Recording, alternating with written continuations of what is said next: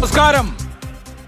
അത്ഭുതകരമായ തെരഞ്ഞെടുപ്പ് റിസൾട്ടാണ് കേരളത്തിൽ ഉണ്ടായിരിക്കുന്നത്. 1977 ശേഷം 3 അക്ക സംഖ്യയിലേക്ക് ഒരു മുന്നണി കുതിക്കുന്നത് എന്ന് നമ്മൾ കണ്ടു. 102 സീറ്റുമായി ഐക്യ ജനാധിപത്യ മുന്നണി കേരളം ഭരിക്കാൻ ഒരുങ്ങുകയാണ്. 35 സീറ്റിലേക്ക് ഇടത് മുന്നണി വീണപ്പോൾ 13 മന്ത്രിമാർക്കാണ് അടിതെറ്റിയത്. 19-ൽ 13 മന്ത്രിമാർ പരാജയപ്പെട്ട ഭരണവിരുദ്ധ വികാരം ആഞ്ഞടിച്ച തരംഗമെന്നല്ല സുനാമി എന്ന് വിശേഷിപ്പിക്കേണ്ട തെരഞ്ഞെടുപ്പാണ് കഴിഞ്ഞുപോയത്. സംസ്ഥാനത്ത് ആദ്യമായി BJP ഒന്നിലധികം സീറ്റ് നേടിയ തെരഞ്ഞെടുപ്പിന് സവിശേഷതയുണ്ട്. 3 സീറ്റുകൾ BJP സ്വന്തമാക്കിയ ഈ തെരഞ്ഞെടുപ്പിൽ ഏറ്റവും വലിയ തിരിച്ചടിയേറ്റത് CPIM-നാണ്. CPIM-ന്റെ പ്രധാനപ്പെട്ട കേന്ദ്രങ്ങളിൽ, അവരുടെ ശക്തി കേന്ദ്രങ്ങളിൽ, അവരുടെ ഏറ്റവും പ്രധാനപ്പെട്ട മണ്ഡലങ്ങളിൽ കനത്ത വോട്ട് ചോർച്ചയുണ്ടായി. പാർട്ടി അണികളും അനുഭാവികളും വോട്ട് ബേസായ ജനവിഭാഗം ഇത്തവണ CPIM-നെ ശിക്ഷിച്ച തെരഞ്ഞെടുപ്പാണ്. ഭരണവിരുദ്ധ വികാരത്തിന്റെ ഉന്നതിയിൽ വലിയ പരാജയം, അതിഭയങ്കരമായ പരാജയം ഇടതുപക്ഷ ജനാധിപത്യ മുന്നണിക്ക് ഏറ്റപ്പോൾ മുഖ്യമന്ത്രി പിണറായി വിജയൻ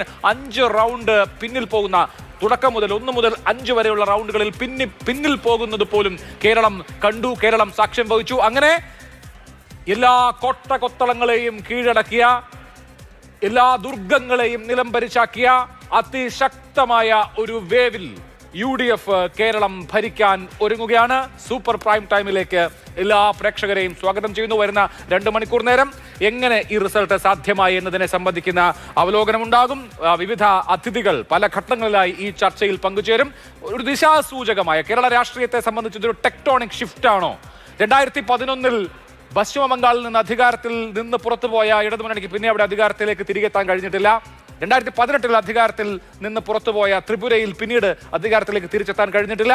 കേരളത്തിൽ ആ നിലയ്ക്കുള്ള ഒരു ടെക്ടോണിക് ഷിഫ്റ്റ് തന്നെ സംഭവിക്കുകയാണോ? ഇടത് രാഷ്ട്രീയ ബേസ് ഒരു വലിയ പരിവർത്തനത്തിന് വിധേയമാവുകയാണോ? BJP-യുടെ വിജയം നൽകുന്ന സൂചന എന്താണ്? ഒരു പക്ഷേ 2026 എന്ന വർഷം, ഈ വർഷം 2026 എന്ന വർഷം കേരളത്തിന്റെ ചരിത്രത്തിൽ തന്നെ സവിശേഷമായ സ്ഥാനമുള്ള വർഷമായി മാറിയേക്കാം. കേരള രാഷ്ട്രീയത്തിലെ വലിയ ഒരു ടേണിംഗ് പോയിന്റായി മാറുന്ന വർഷമായി മാറിയേക്കാം.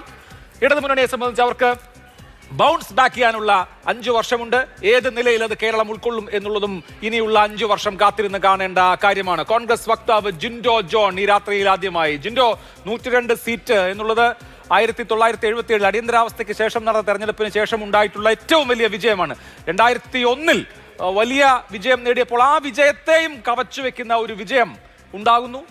മണ്ഡല പുനർനിർണയത്തിന് ശേഷം കോൺഗ്രസിന് വലിയ തോതിൽ നമ്പേഴ്സ് ഉയർത്താൻ കഴിയില്ല എന്ന് പറഞ്ഞിടത്ത് നിന്ന് 63 സീറ്റിലേക്ക് ഇന്ത്യൻ നാഷണൽ കോൺഗ്രസ് ഒറ്റയ്ക്കെത്തുന്നു. ഒരു പക്ഷേ സ്വപ്നത്തിനും അപ്പുറത്തുള്ള വിജയം എന്ന് ഇന്നത്തെ വിജയത്തെ പറയേണ്ടി വരും. ഏതൊക്കെ ഘടകങ്ങൾ ഈ വിജയത്തിൽ നിർണായകമായി എന്ന് കരുതുന്നു? അഭിലാഷ്, ഇത് ഞങ്ങളെ സംബന്ധിച്ചിടത്തോളം വലിയ സന്തോഷം നൽകുന്ന ദിവസമാണ്. ഈ സമയത്ത് നിങ്ങളോടൊപ്പം സംസാരിക്കാൻ കിട്ടുന്ന ഈ അവസരം വലിയ സന്തോഷത്തിൻ്റെ സാഹചര്യമാണ്. കാരണം കഴിഞ്ഞ ദിവസങ്ങളിലൊക്കെ ഞങ്ങൾ കേരളത്തിലെ മാധ്യമങ്ങളിലൂടെ സംസാരിക്കുമ്പോഴൊക്കെ പറയുന്നുണ്ടായി, ഇന്നത്തെ ദിവസം വൈകുന്നേരം കേരളത്തിലെ പ്രമുഖരായിട്ടുള്ള മാധ്യമ വക്താക്കളുമായി, CPM-ന്റെ വക്താക്കളുമായി ഇതേ വിഷയത്തിൽ സംസാരിക്കണമെന്ന് ആഗ്രഹം പ്രകടിപ്പിച്ച ഒരാൾ കൂടിയാണ് ഞാൻ. അപ്പോൾ ഞങ്ങളുടെ സ്വപ്നതുല്യമായ വിജയമല്ലത്. ഞങ്ങളിത് നേരത്തെ കണക്ക് കൂട്ടി അതിനനുസരിച്ചിട്ട് പ്രവർത്തിച്ച് ഞങ്ങൾ പ്രവർത്തിച്ചതിനേക്കാൾ അപ്പുറം ജനങ്ങൾ ഞങ്ങളെ ചേർത്ത് നിർത്തിയതിൻ്റെ ഒരു വിജയമാണ്. അപ്പം ഞങ്ങൾക്കിതിൽ കോൺഗ്രസിൻ്റെയും UDF-ൻ്റെയും പ്രവർത്തനങ്ങളുടെ മാത്രം നേട്ടമാണെന്ന് അവകാശപ്പെടുന്ന മൗഢ്യമൊന്നുമില്ല. ഞങ്ങൾ മുന്നോട്ട് വെച്ച ജനകീയ മുദ്രാവാക്യങ്ങൾ ജനങ്ങൾ വലിയ രീതിയിൽ സ്വീകരിച്ചതിൻ്റെ തെളിവാണ്. അതിനേക്കാൾ അപ്പുറം കേരളം ഭരിച്ച 10 വർഷക്കാലത്തെ പിണറായി വിജയൻ സർക്കാരിനെതിരായിട്ടുള്ള ജനവികാരമാണ്. സാധാരണക്കാരായുള്ള ജനങ്ങൾ, സ്വന്തം പാർട്ടിയുടെ സഖാക്കന്മാർ പോലും പാർട്ടിയിൽ കൃത്യമായി അഭിപ്രായങ്ങൾ പറയാൻ അവസരം കിട്ടാതെ വരുമ്പോൾ പല സൂചനകൾ നൽകി.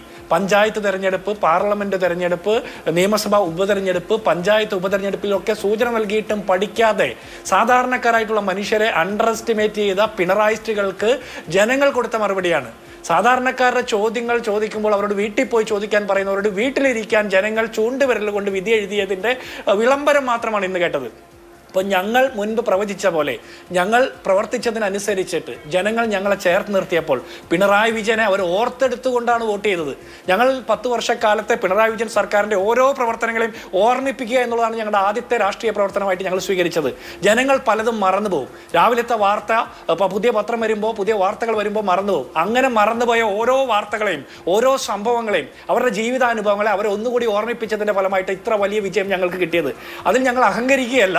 ഇന്ന് മുതൽ ഞങ്ങൾ ഏതൊക്കെ കാര്യം പിണറായി വിജയൻ സർക്കാരിനെതിരായിട്ട് സംസാരിച്ചിട്ടുണ്ടോ, വിമർശിച്ചിട്ടുണ്ടോ, അത്തരം വിമർശനാത്മക ബുദ്ധിയോടെ കൂടി തന്നെയാണ് ഞങ്ങളുടെ ഭരണത്തെ വിലയിരുത്താൻ പോകുന്നത്.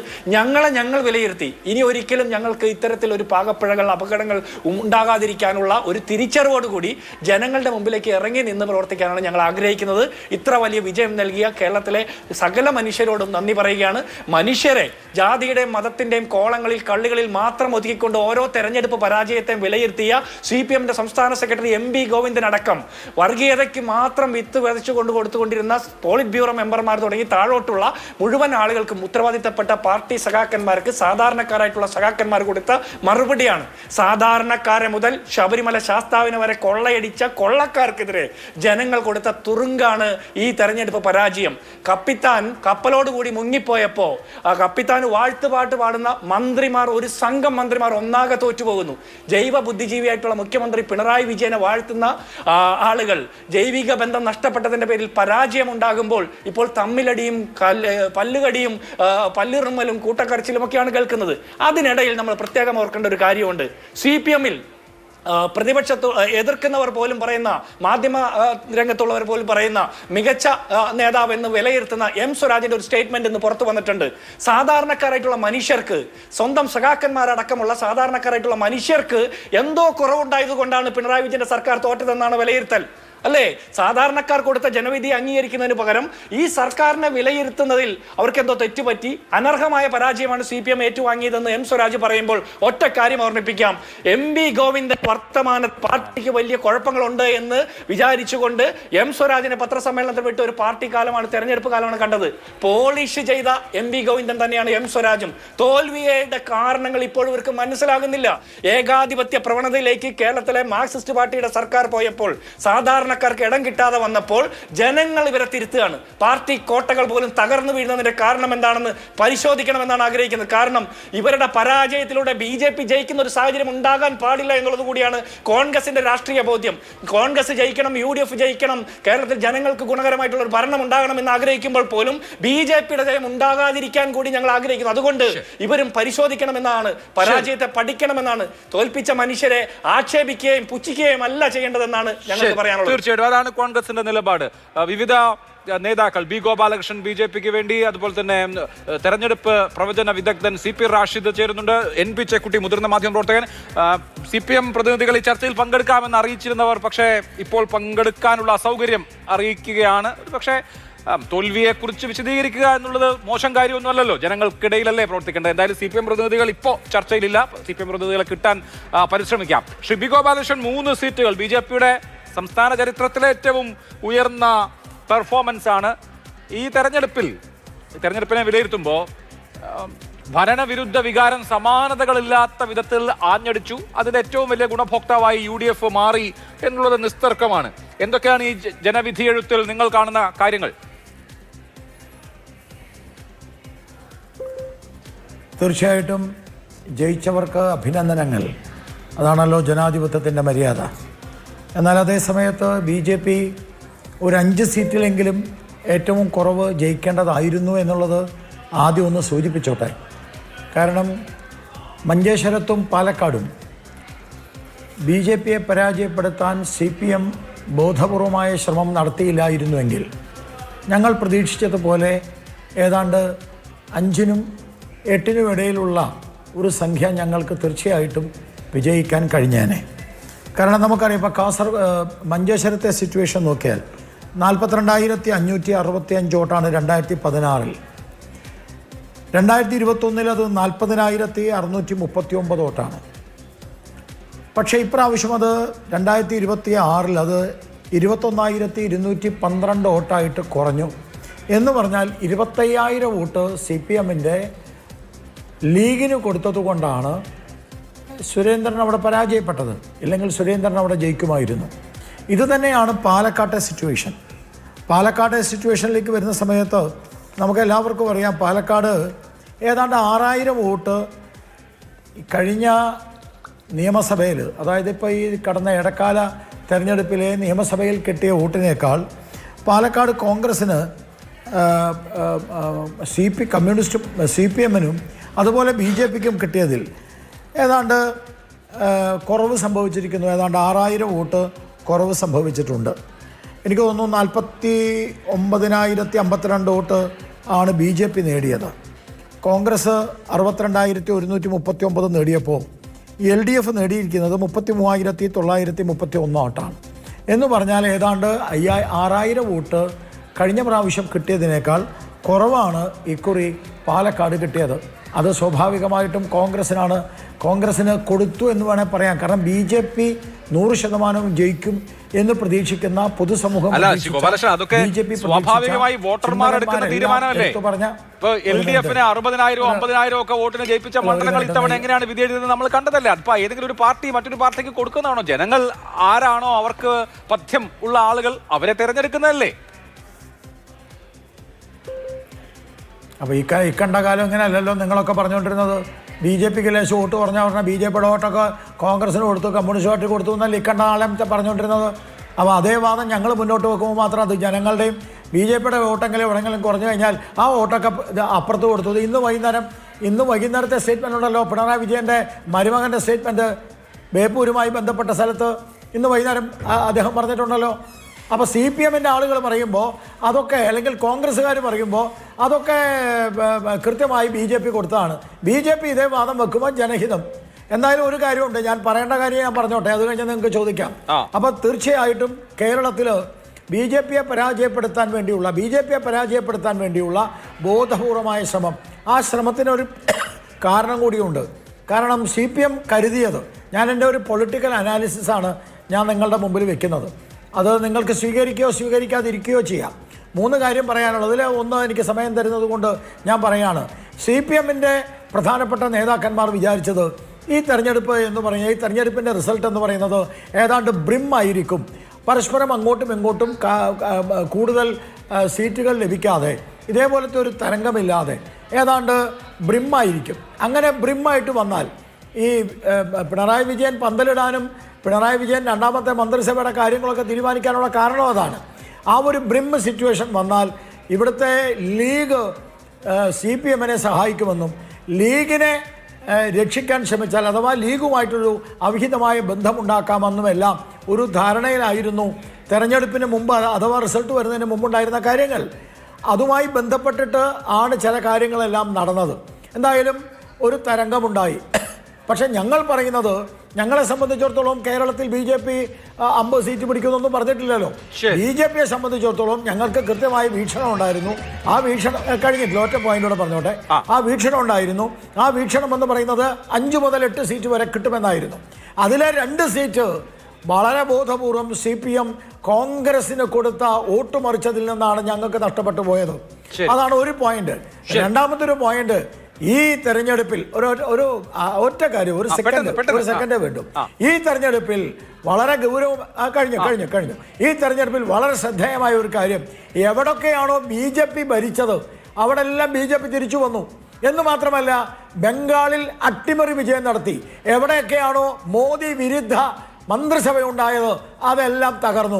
അതൊന്ന് ബംഗാള്, 2 തമിഴ്നാട്, 3 ഈ പിണറായി വിജയന്റെ കേരളം. അപ്പം BJP വിരുദ്ധ, നരേന്ദ്രമോദി വിരുദ്ധ സർക്കാരുകൾ തകർന്നു. അതേസമയത്ത് BJP ഭരിച്ച സ്ഥലങ്ങളെല്ലാം ഞങ്ങൾ നേടിയെന്ന് മാത്രമല്ല, നിലനിർത്തിയെന്ന് മാത്രമല്ല, ഞങ്ങൾ ഏതാണ്ട് ഉജ്ജ്വലമായ വിജയം ബംഗാളിൽ നേടുകയും ചെയ്തു. ഈ കേരളത്തിലാണെങ്കിൽ ഞങ്ങൾ 3 സീറ്റ് നേടി. ഈ ഒരു തരംഗത്തിലും 3 സീറ്റ് നേടുമ്പോൾ പശ്ചിമ ബംഗാളിൽ കോൺഗ്രസിന് 0 ആണ്, CPMന് 1 സീറ്റാണ്. അതും കൂടി സൂചിപ്പിക്കാൻ ആഗ്രഹിക്കുന്നു.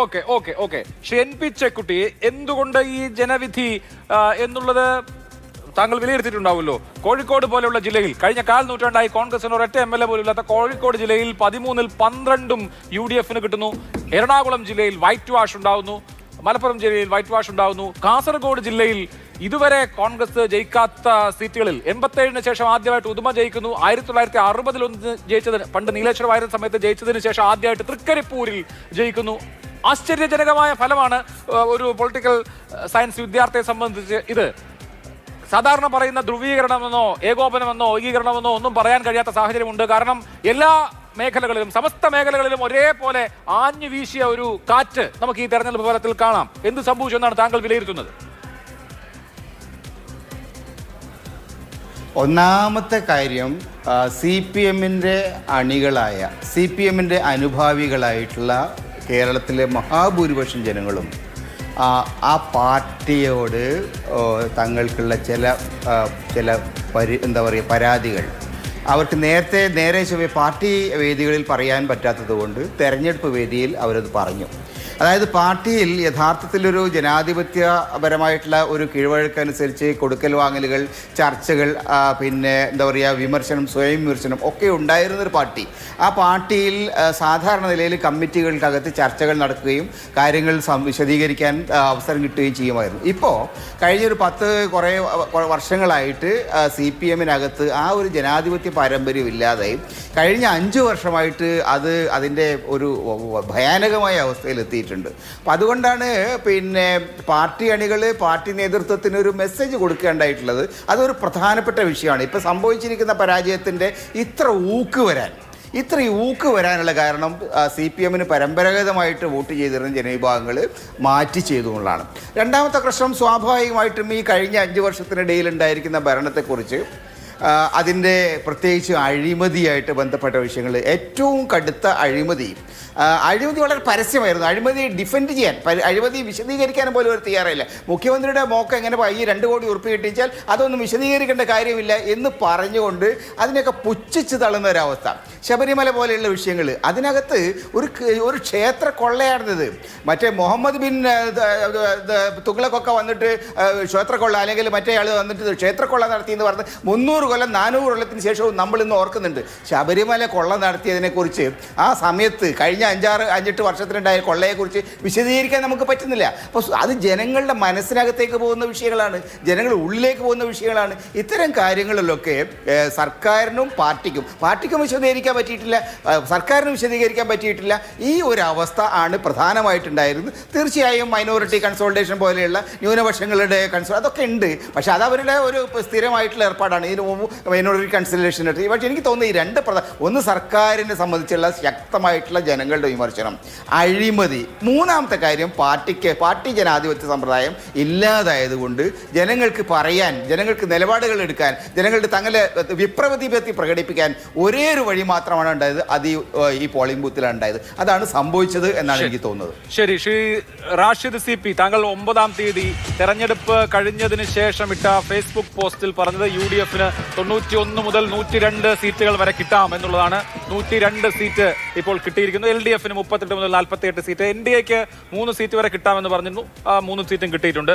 കാരണമായി വിശദീകരിച്ചത് 2001-ന് ശേഷം ഇടതുപക്ഷത്തേക്കടുത്ത ന്യൂനപക്ഷ വോട്ടിന്റെ പരിപൂർണമായ റിവേഴ്സ് സ്വീപ്പ്. ന്യൂനപക്ഷ മേഖലകളിൽ വലിയ മുന്നേറ്റമാണ് UDF ഉണ്ടാക്കിയിട്ടത്. മലപ്പുറം ജില്ലയിലെ 7 മണ്ഡലങ്ങളിൽ 50,000-ൽ കൂടുതലാണ് UDF-ന്റെ ഭൂരിപക്ഷം. സ്വജനപക്ഷപാതം കൂടുതലായി പ്രകടമായി. അത് ഇടത് അടിസ്ഥാന അനുഭാവ വോട്ടർമാരെ ഒരേപോലെ നിരാശപ്പെടുത്തി. രാഷ്ട്രീയ നിലപാടിലെ തുടർച്ചയായ അസ്ഥിരത ഇടത് രാഷ്ട്രീയ ബോധ്യമുള്ളവരെ, മനുഷ്യരെ ആകെ നിരാശപ്പെടുത്തി. ഇത് ഇടത് കേന്ദ്രങ്ങൾ, ഇടതിന് വലിയ രാഷ്ട്രീയ പിന്തുണയുള്ള ഇടങ്ങളിലെല്ലാം LDF-ന് തളിപ്പറമ്പും പയ്യന്നൂരും തൃക്കരിപ്പൂരും പേരാമ്പ്രയും കുറ്റ്യാടിയും നാദാപുരവും ഒക്കെ ഒലിച്ചു പോയത് അത് വ്യക്തമാക്കുന്നതാണ്. താങ്കളുടെ ആ രാഷ്ട്രീയ നിരീക്ഷണം എന്തായാലും പൂർണ്ണമായും ശരിയായ ഒരു നിലയാണ്. ഇത്ര വലിയ ആഘാതം ഇടതുമുന്നണിക്ക് വരും എന്ന് അവർ പ്രതീക്ഷിച്ചിരുന്നില്ല. തോൽക്കാം, പക്ഷേ 80-82 സീറ്റ് വരെ UDF നേടൂ എന്നതായിരുന്നു അവരുടെ ഒരു കാൽക്കുലേഷൻ. അതിനപ്പുറത്ത് ഒരു വലിയ ഘടനാപരമായ മാറ്റം തന്നെ കേരള പൊളിറ്റിക്സിൽ സംഭവിച്ചത് എങ്ങനെയാണ്? കേരളത്തിലെ ഒരു മണ്ഡലത്തിൽ 85,000 വോട്ടിനടുത്ത് ഭൂരിപക്ഷം എന്നൊക്കെ പറയുന്നത് നമുക്ക് ചിന്തിക്കാൻ കഴിയാത്ത കാര്യമായിരുന്നു. അതുപോലും മലപ്പുറത്ത് സംഭവിച്ചു. കുഞ്ഞാലിക്കുട്ടിയുടെ പേരിൽ പയ്യന്നൂർ പോലൊരു മണ്ഡലം, ഇടത് രാഷ്ട്രീയ വോട്ടുകൾ ഇത്രയധികമുള്ള 70% ഒരു മണ്ഡലം UDF ജയിക്കുമെന്നുള്ളത് നമ്മുടെ ആലോചനയിൽ പോലും ഇല്ലാത്ത കാര്യം. അത് സംഭവിച്ചു. കേരള രാഷ്ട്രീയം അടിമുടി മാറുകയാണോ? ശ്രീ അഭിലാഷ്, കേൾക്കാമോ? കേൾക്കാം, പറഞ്ഞു.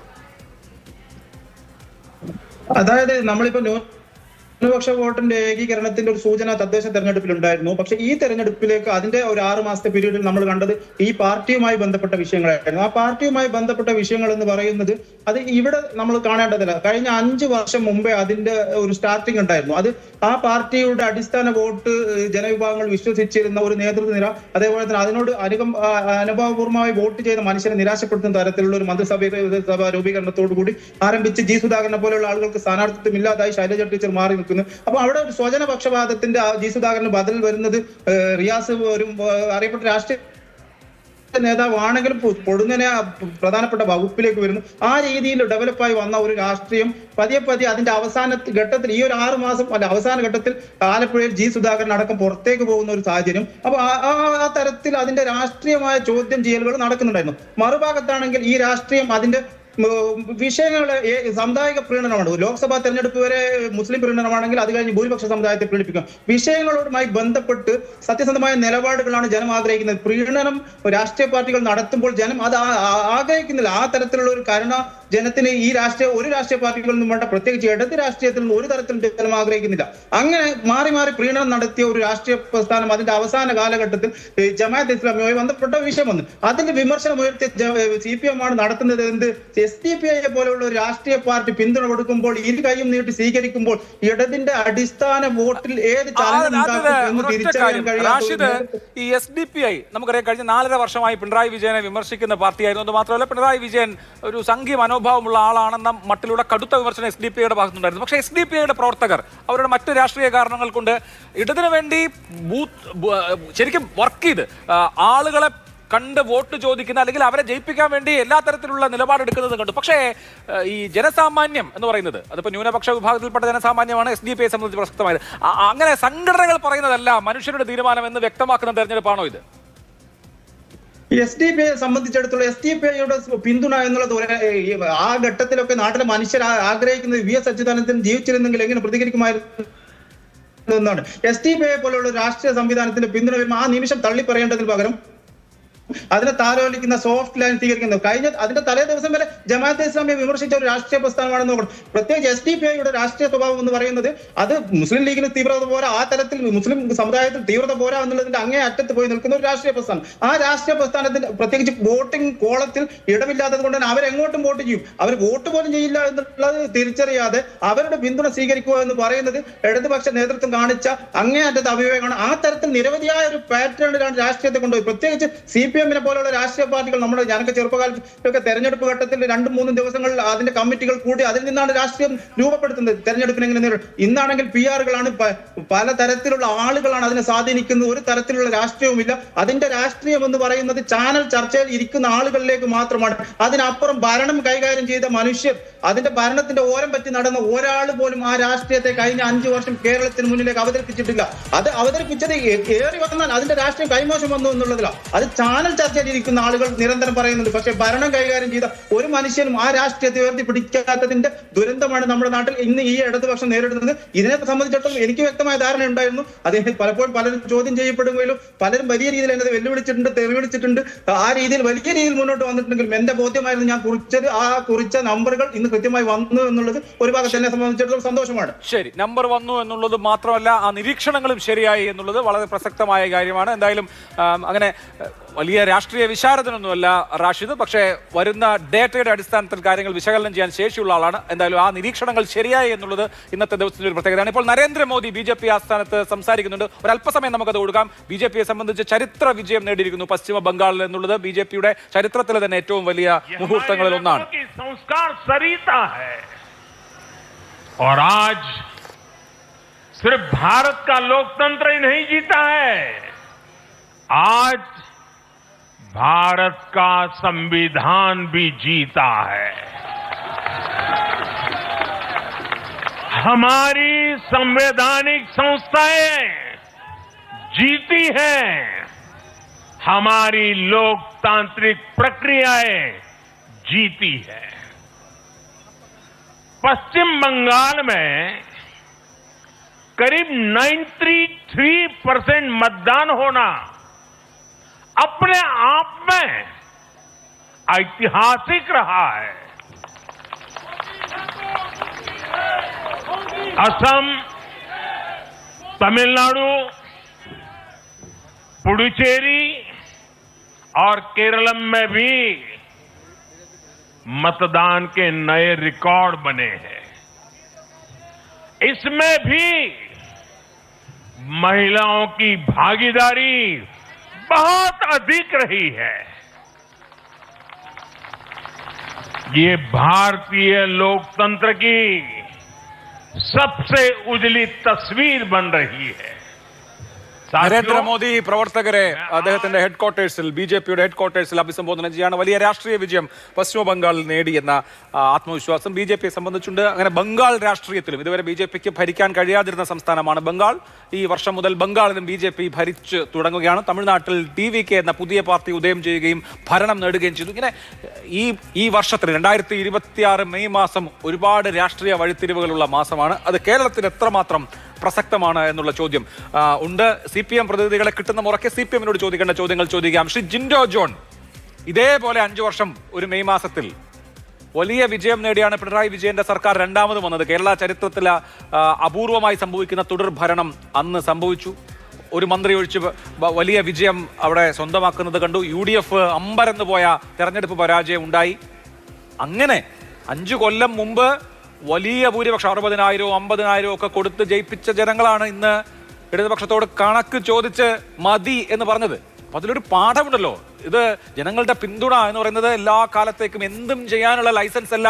ജനങ്ങളോട് അക്കൗണ്ടബിൾ ആകണം. ജനങ്ങളോട് അക്കൗണ്ടബിൾ ആവുക എന്ന വളരെ പരമപ്രധാനമായ ദൗത്യത്തിൽ നിന്ന് വ്യതിചലിച്ചു പോയി ധാർഷ്ട്യവും ഔദ്ധത്യവും കാണിച്ചാൽ അതേ ജനം കണക്ക് പറഞ്ഞ് ശിക്ഷിക്കുമെന്ന വലിയ പാഠം 5 കൊല്ലം മുമ്പുള്ള മെയ്യും ഈ മെയ്യും താരതമ്യം ചെയ്യുമ്പോൾ വിജയിച്ചു നിൽക്കുന്ന നിങ്ങൾക്കുണ്ടോ?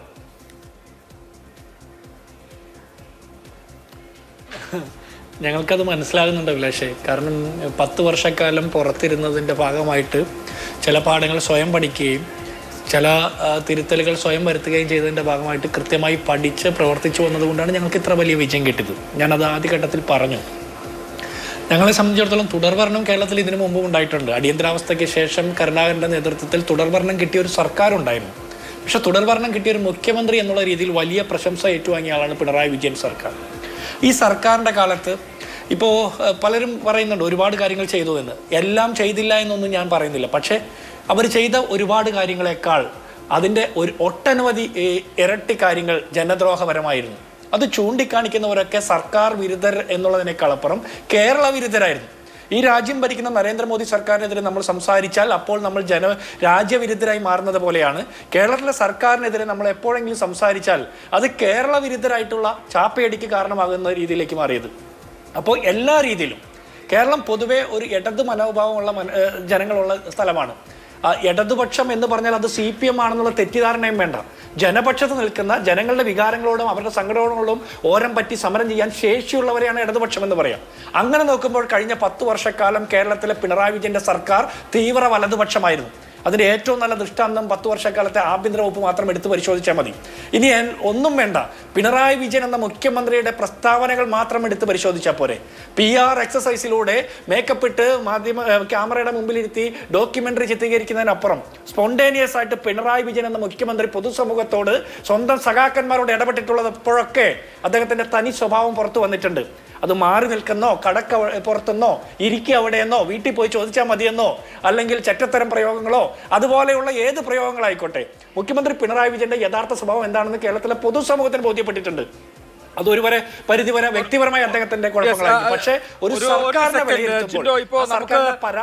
വളരെ പ്രത്യേകതയുള്ള അതിഥിയുണ്ട്. ഈ ദിവസത്തിന്റെ താരം എന്ന് വിശേഷിപ്പിക്കാൻ കഴിയുന്ന വി കുഞ്ഞികൃഷ്ണൻ. ഈ തെരഞ്ഞെടുപ്പിന്റെ മൊത്തം കഥ ഇന്നത്തെ പയ്യന്നൂരിലെ വിജയത്തിലുണ്ട്. വി കുഞ്ഞികൃഷ്ണൻ ഇപ്പോ നമ്മോടൊപ്പം ചേരുകയാണ്. ശ്രീ വി കുഞ്ഞികൃഷ്ണൻ, കേരള ചരിത്രത്തിൽ കേരളം ഉണ്ടായത് മുതൽ ഇങ്ങോട്ട് കമ്മ്യൂണിസ്റ്റ് പാർട്ടിയെ മാത്രം വിജയിപ്പിച്ച മണ്ഡലം എന്ന പ്രത്യേകത പയ്യന്നൂരിനുണ്ട്.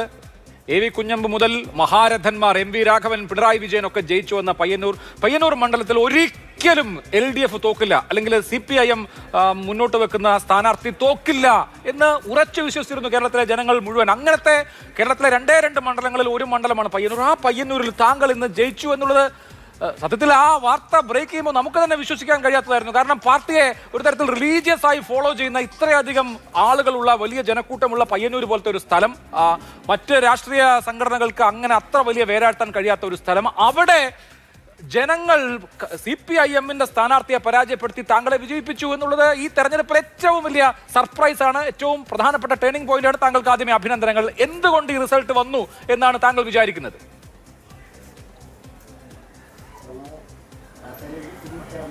അല്ല, ഞാൻ തുടക്കത്തിൽ തന്നെ പറഞ്ഞ ഒരു കാര്യമുണ്ട്. ഞാൻ ഉന്നയിച്ച വിഷയങ്ങൾ ശരിയാണ് എന്ന് ബോധ്യമുള്ള വലിയ വിഭാഗം ജനങ്ങൾ, അത് പാർട്ടി മെമ്പർമാരും പാർട്ടി അണികളും ഈ പാർട്ടിക്കകത്തുണ്ട് എന്നതാണ് ഞാൻ തുടക്കം മുതൽ പറഞ്ഞുകൊണ്ടിരുന്ന ഒരു കാര്യം. അത് ശരിവെക്കുന്നത് കൂടിയാണ് ഈ തെരഞ്ഞെടുപ്പ് ഫലം എന്നത് നമുക്ക് കാണാൻ സാധിക്കും. കഴിഞ്ഞ തവണ 2021 തെരഞ്ഞെടുപ്പിൽ 44,000 വോട്ട് UDFനും 94,000 വോട്ട് LDFനും ലഭിച്ച ഒരു മണ്ഡലമാണ്. 1,00,000 വോട്ടിൻ്റെ ഭൂരിപക്ഷമാണ്. ഈ 1,00,000 വോട്ടിൻ്റെ ഭൂരിപക്ഷത്തെ മറികടക്കാൻ ആർക്കെങ്കിലും സാധിക്കുമെന്ന വിശ്വാസം ഒരാൾക്കും ഉണ്ടായിരുന്നില്ല എന്നതാണ് വസ്തുത. ഞാനാണെങ്കിൽ ജയിക്കാൻ സ്ഥാനാർത്ഥിയായതല്ല എന്ന് തുടക്കത്തിൽ തന്നെ പറഞ്ഞിട്ടുണ്ട്. CPMൻ്റെ സ്ഥാനാർത്ഥി നിർണയവുമായി ബന്ധപ്പെട്ടുകൊണ്ട് ഞാൻ പാർട്ടിക്കകത്ത് നടത്തിയ പോരാട്ടം സമൂഹത്തിലേക്ക് വളർത്തിക്കൊണ്ട് വരിക എന്ന ഉദ്ദേശത്തോടു കൂടിയാണ് മത്സരരംഗത്തേക്ക് വന്നത് എന്ന് തുടക്കത്തിൽ തന്നെ ഞാൻ സൂചിപ്പിച്ച ഒരു കാര്യമാണ്. അപ്പം ഈ പാർട്ടിക്കകത്ത് ഞാൻ ഉന്നയിച്ച വിഷയങ്ങൾ ശരിയാണ് എന്ന് ബോധ്യമുള്ള വലിയ വിഭാഗം ആളുകൾ ഉണ്ട് എന്ന് അന്ന് പറഞ്ഞപ്പോൾ പാർട്ടി നേതൃത്വത്തിന് അത് ബോധ്യമുണ്ടായിരുന്നില്ല. പാർട്ടി നേതൃത്വം കളങ്കിതരായ വ്യക്തികളെ സംരക്ഷിക്കുന്നതിന് വേണ്ടിയും ഇത് ചൂണ്ടിക്കാണിച്ചവരെ ക്രൂശിക്കുന്നതിന് വേണ്ടിയുള്ള നിലപാടാണ് സ്വീകരിച്ചത്. ആ നിലപാട് തെറ്റാണ് എന്നാണ് ജനങ്ങളിപ്പോൾ വിധിയെഴുതിയിട്ടുള്ളത്. ഞാൻ എൻ്റെ പുസ്തകത്തിന് പേര് നൽകിയതുപോലെ നേതൃത്വത്തെ അണികൾ തിരുത്തണം എന്നത് അക്ഷരാർത്ഥത്തിൽ പ്രാവർത്തികമാക്കാൻ പയ്യന്നൂർ മണ്ഡലത്തിലെ CPM മെമ്പർമാരും അനുഭാവികളും ഉൾപ്പെടെ സന്നദ്ധമായിട്ടുണ്ട് എന്നതാണ് ഈ തെരഞ്ഞെടുപ്പ് വിധി നമ്മളെ ബോധ്യപ്പെടുത്തുന്നത്. ഈ അവസരം പ്രയോജനപ്പെടുത്തി തെറ്റ് തിരുത്താൻ കേരളത്തിലെ CPM നേതൃത്വം സന്നദ്ധമാകും എന്നാണ് ഞാൻ പ്രതീക്ഷിക്കുന്നത്. അതിനത് സന്നദ്ധമാകുക എന്ന് കണ്ടറിയേണ്ടുന്ന ഒരു കാര്യമാണ്. തീർച്ചയായും ഇപ്പം CPMന്റെ സംസ്ഥാന സെക്രട്ടറിയുടെ പ്രസ്താവന വന്നിട്ടുണ്ട്. ഞാനത് വായിക്കുന്നതിന് മുമ്പ് എനിക്ക് അങ്ങോട്ട് ചില കാര്യങ്ങൾ കൂടി ചോദിക്കണം. അപ്പോൾ മത്സരിക്കാൻ തീരുമാനിക്കുന്നത് നിശ്ചയമായ ഒരു രാഷ്ട്രീയ പോരാട്ടം എന്ന നിലയിലാണല്ലോ. മത്സരിക്കാൻ തീരുമാനിക്കുന്ന മൊമെന്റിൽ TI മധുസൂദനനെ തന്നെ വീണ്ടും മത്സരിപ്പിക്കാൻ CPM തീരുമാനിക്കുന്നു. അതിനോടുള്ള രാഷ്ട്രീയ പ്രതികരണം എന്നുള്ള നിലയിൽ അങ്ങ് മത്സരിക്കാൻ തീരുമാനിക്കുന്നു. ആ ഘട്ടത്തിൽ മത്സരിക്കാൻ തീരുമാനിക്കുന്ന ഘട്ടത്തിൽ പയ്യന്നൂരിൽ ജയിക്കാൻ കഴിയുമെന്ന തോന്നൽ ഉണ്ടായിരുന്നോ?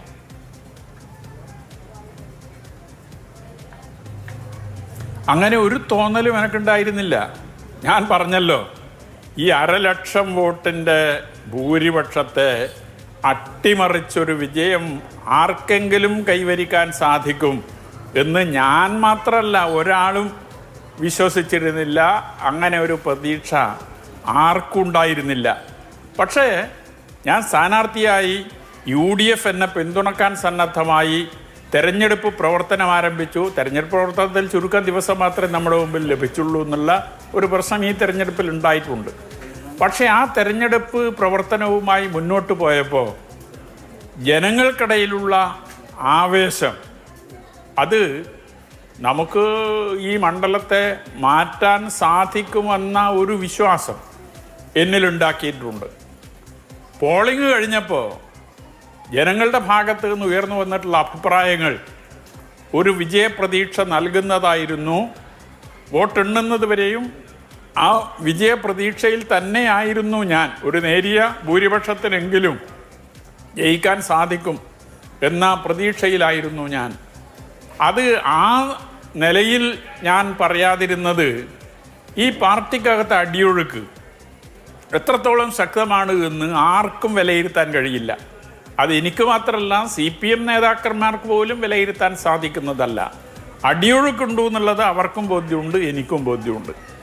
പക്ഷേ അടിയൊഴുക്ക് എത്രത്തോളമാണ് എന്നത് ഒരാൾക്കും മുൻകൂട്ടി കണക്കാക്കാൻ വോട്ടിന്റെ പാറ്റേൺ ഒക്കെ ഏതാണ്ട് മനസ്സിലായി കാണുമല്ലോ. ഇപ്പോ കൗണ്ടിങ് കഴിഞ്ഞപ്പോൾ ശ്രീ വി കുഞ്ഞികൃഷ്ണൻ, എനിക്ക് തോന്നുന്നു താങ്കൾക്ക് കിട്ടിയ വോട്ടിന്റെ ഒരു 60% പാർട്ടി അനുഭാവികളുടെയും പാർട്ടി ബന്ധുക്കളുടെയുമാണ്.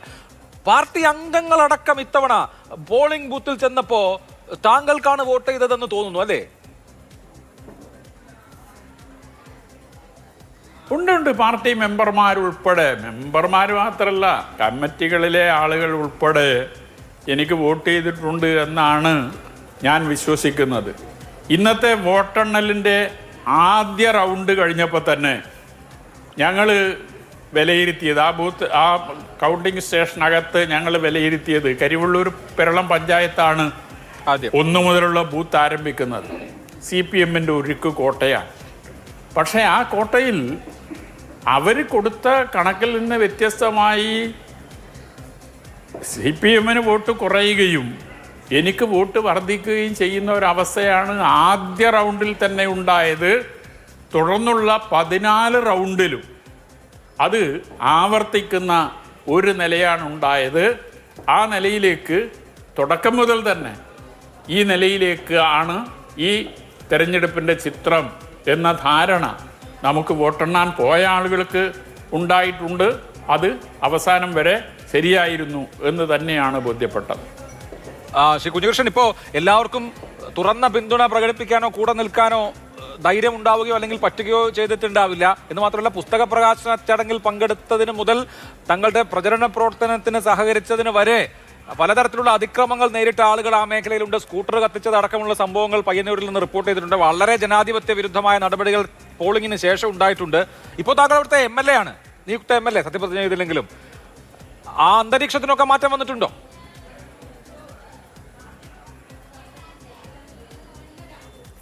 അല്ല, ആ CPM എത്ര ആളുകളെ പുറത്താക്കുമെന്നതാണ് ഇപ്പോൾ ഇനി കാണേണ്ടുന്ന ഒരു കാര്യം.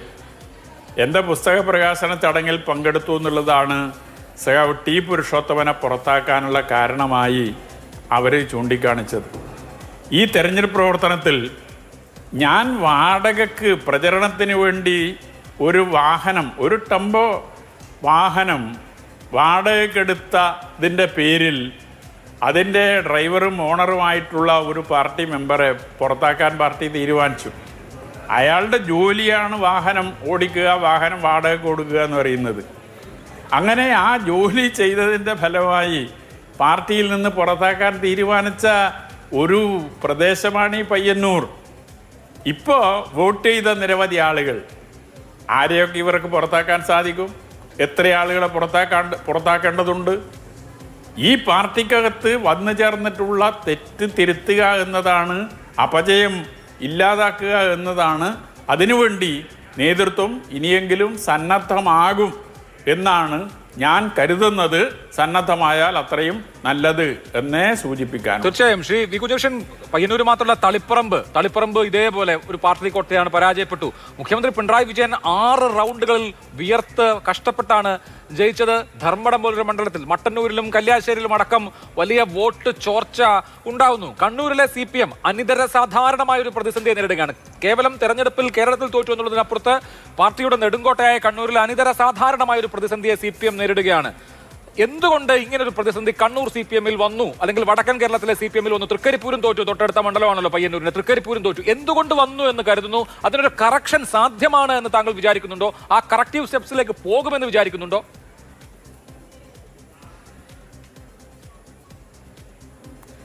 കറക്റ്റീവ് ഫോഴ്സ് എന്ന രീതിയിൽ മാറാതെ CPM-ന് മുന്നോട്ട് പോകാൻ സാധിക്കില്ല, നിലനിൽക്കാൻ സാധിക്കില്ല. അപ്പോൾ അത് ഈ തെരഞ്ഞെടുപ്പ് ഒരു പാഠമാണ്. അത് കണ്ണൂർ ജില്ലയിൽ മാത്രമല്ല, കേരളത്തിലാകെ അത് തന്നെയാണല്ലോ അവസ്ഥ. കണ്ണൂർ ജില്ലയിൽ 11-ൽ 9 സീറ്റും കഴിഞ്ഞ തവണ ജയിച്ച ജില്ലയാണല്ലോ കണ്ണൂർ. അപ്പോൾ ആ ജില്ലയിൽ വലിയ തിരിച്ചടി നേരിടേണ്ടി വന്നിട്ടുണ്ട്. അപ്പോൾ ഇതൊരു പാഠമാകണം CPM-ന്.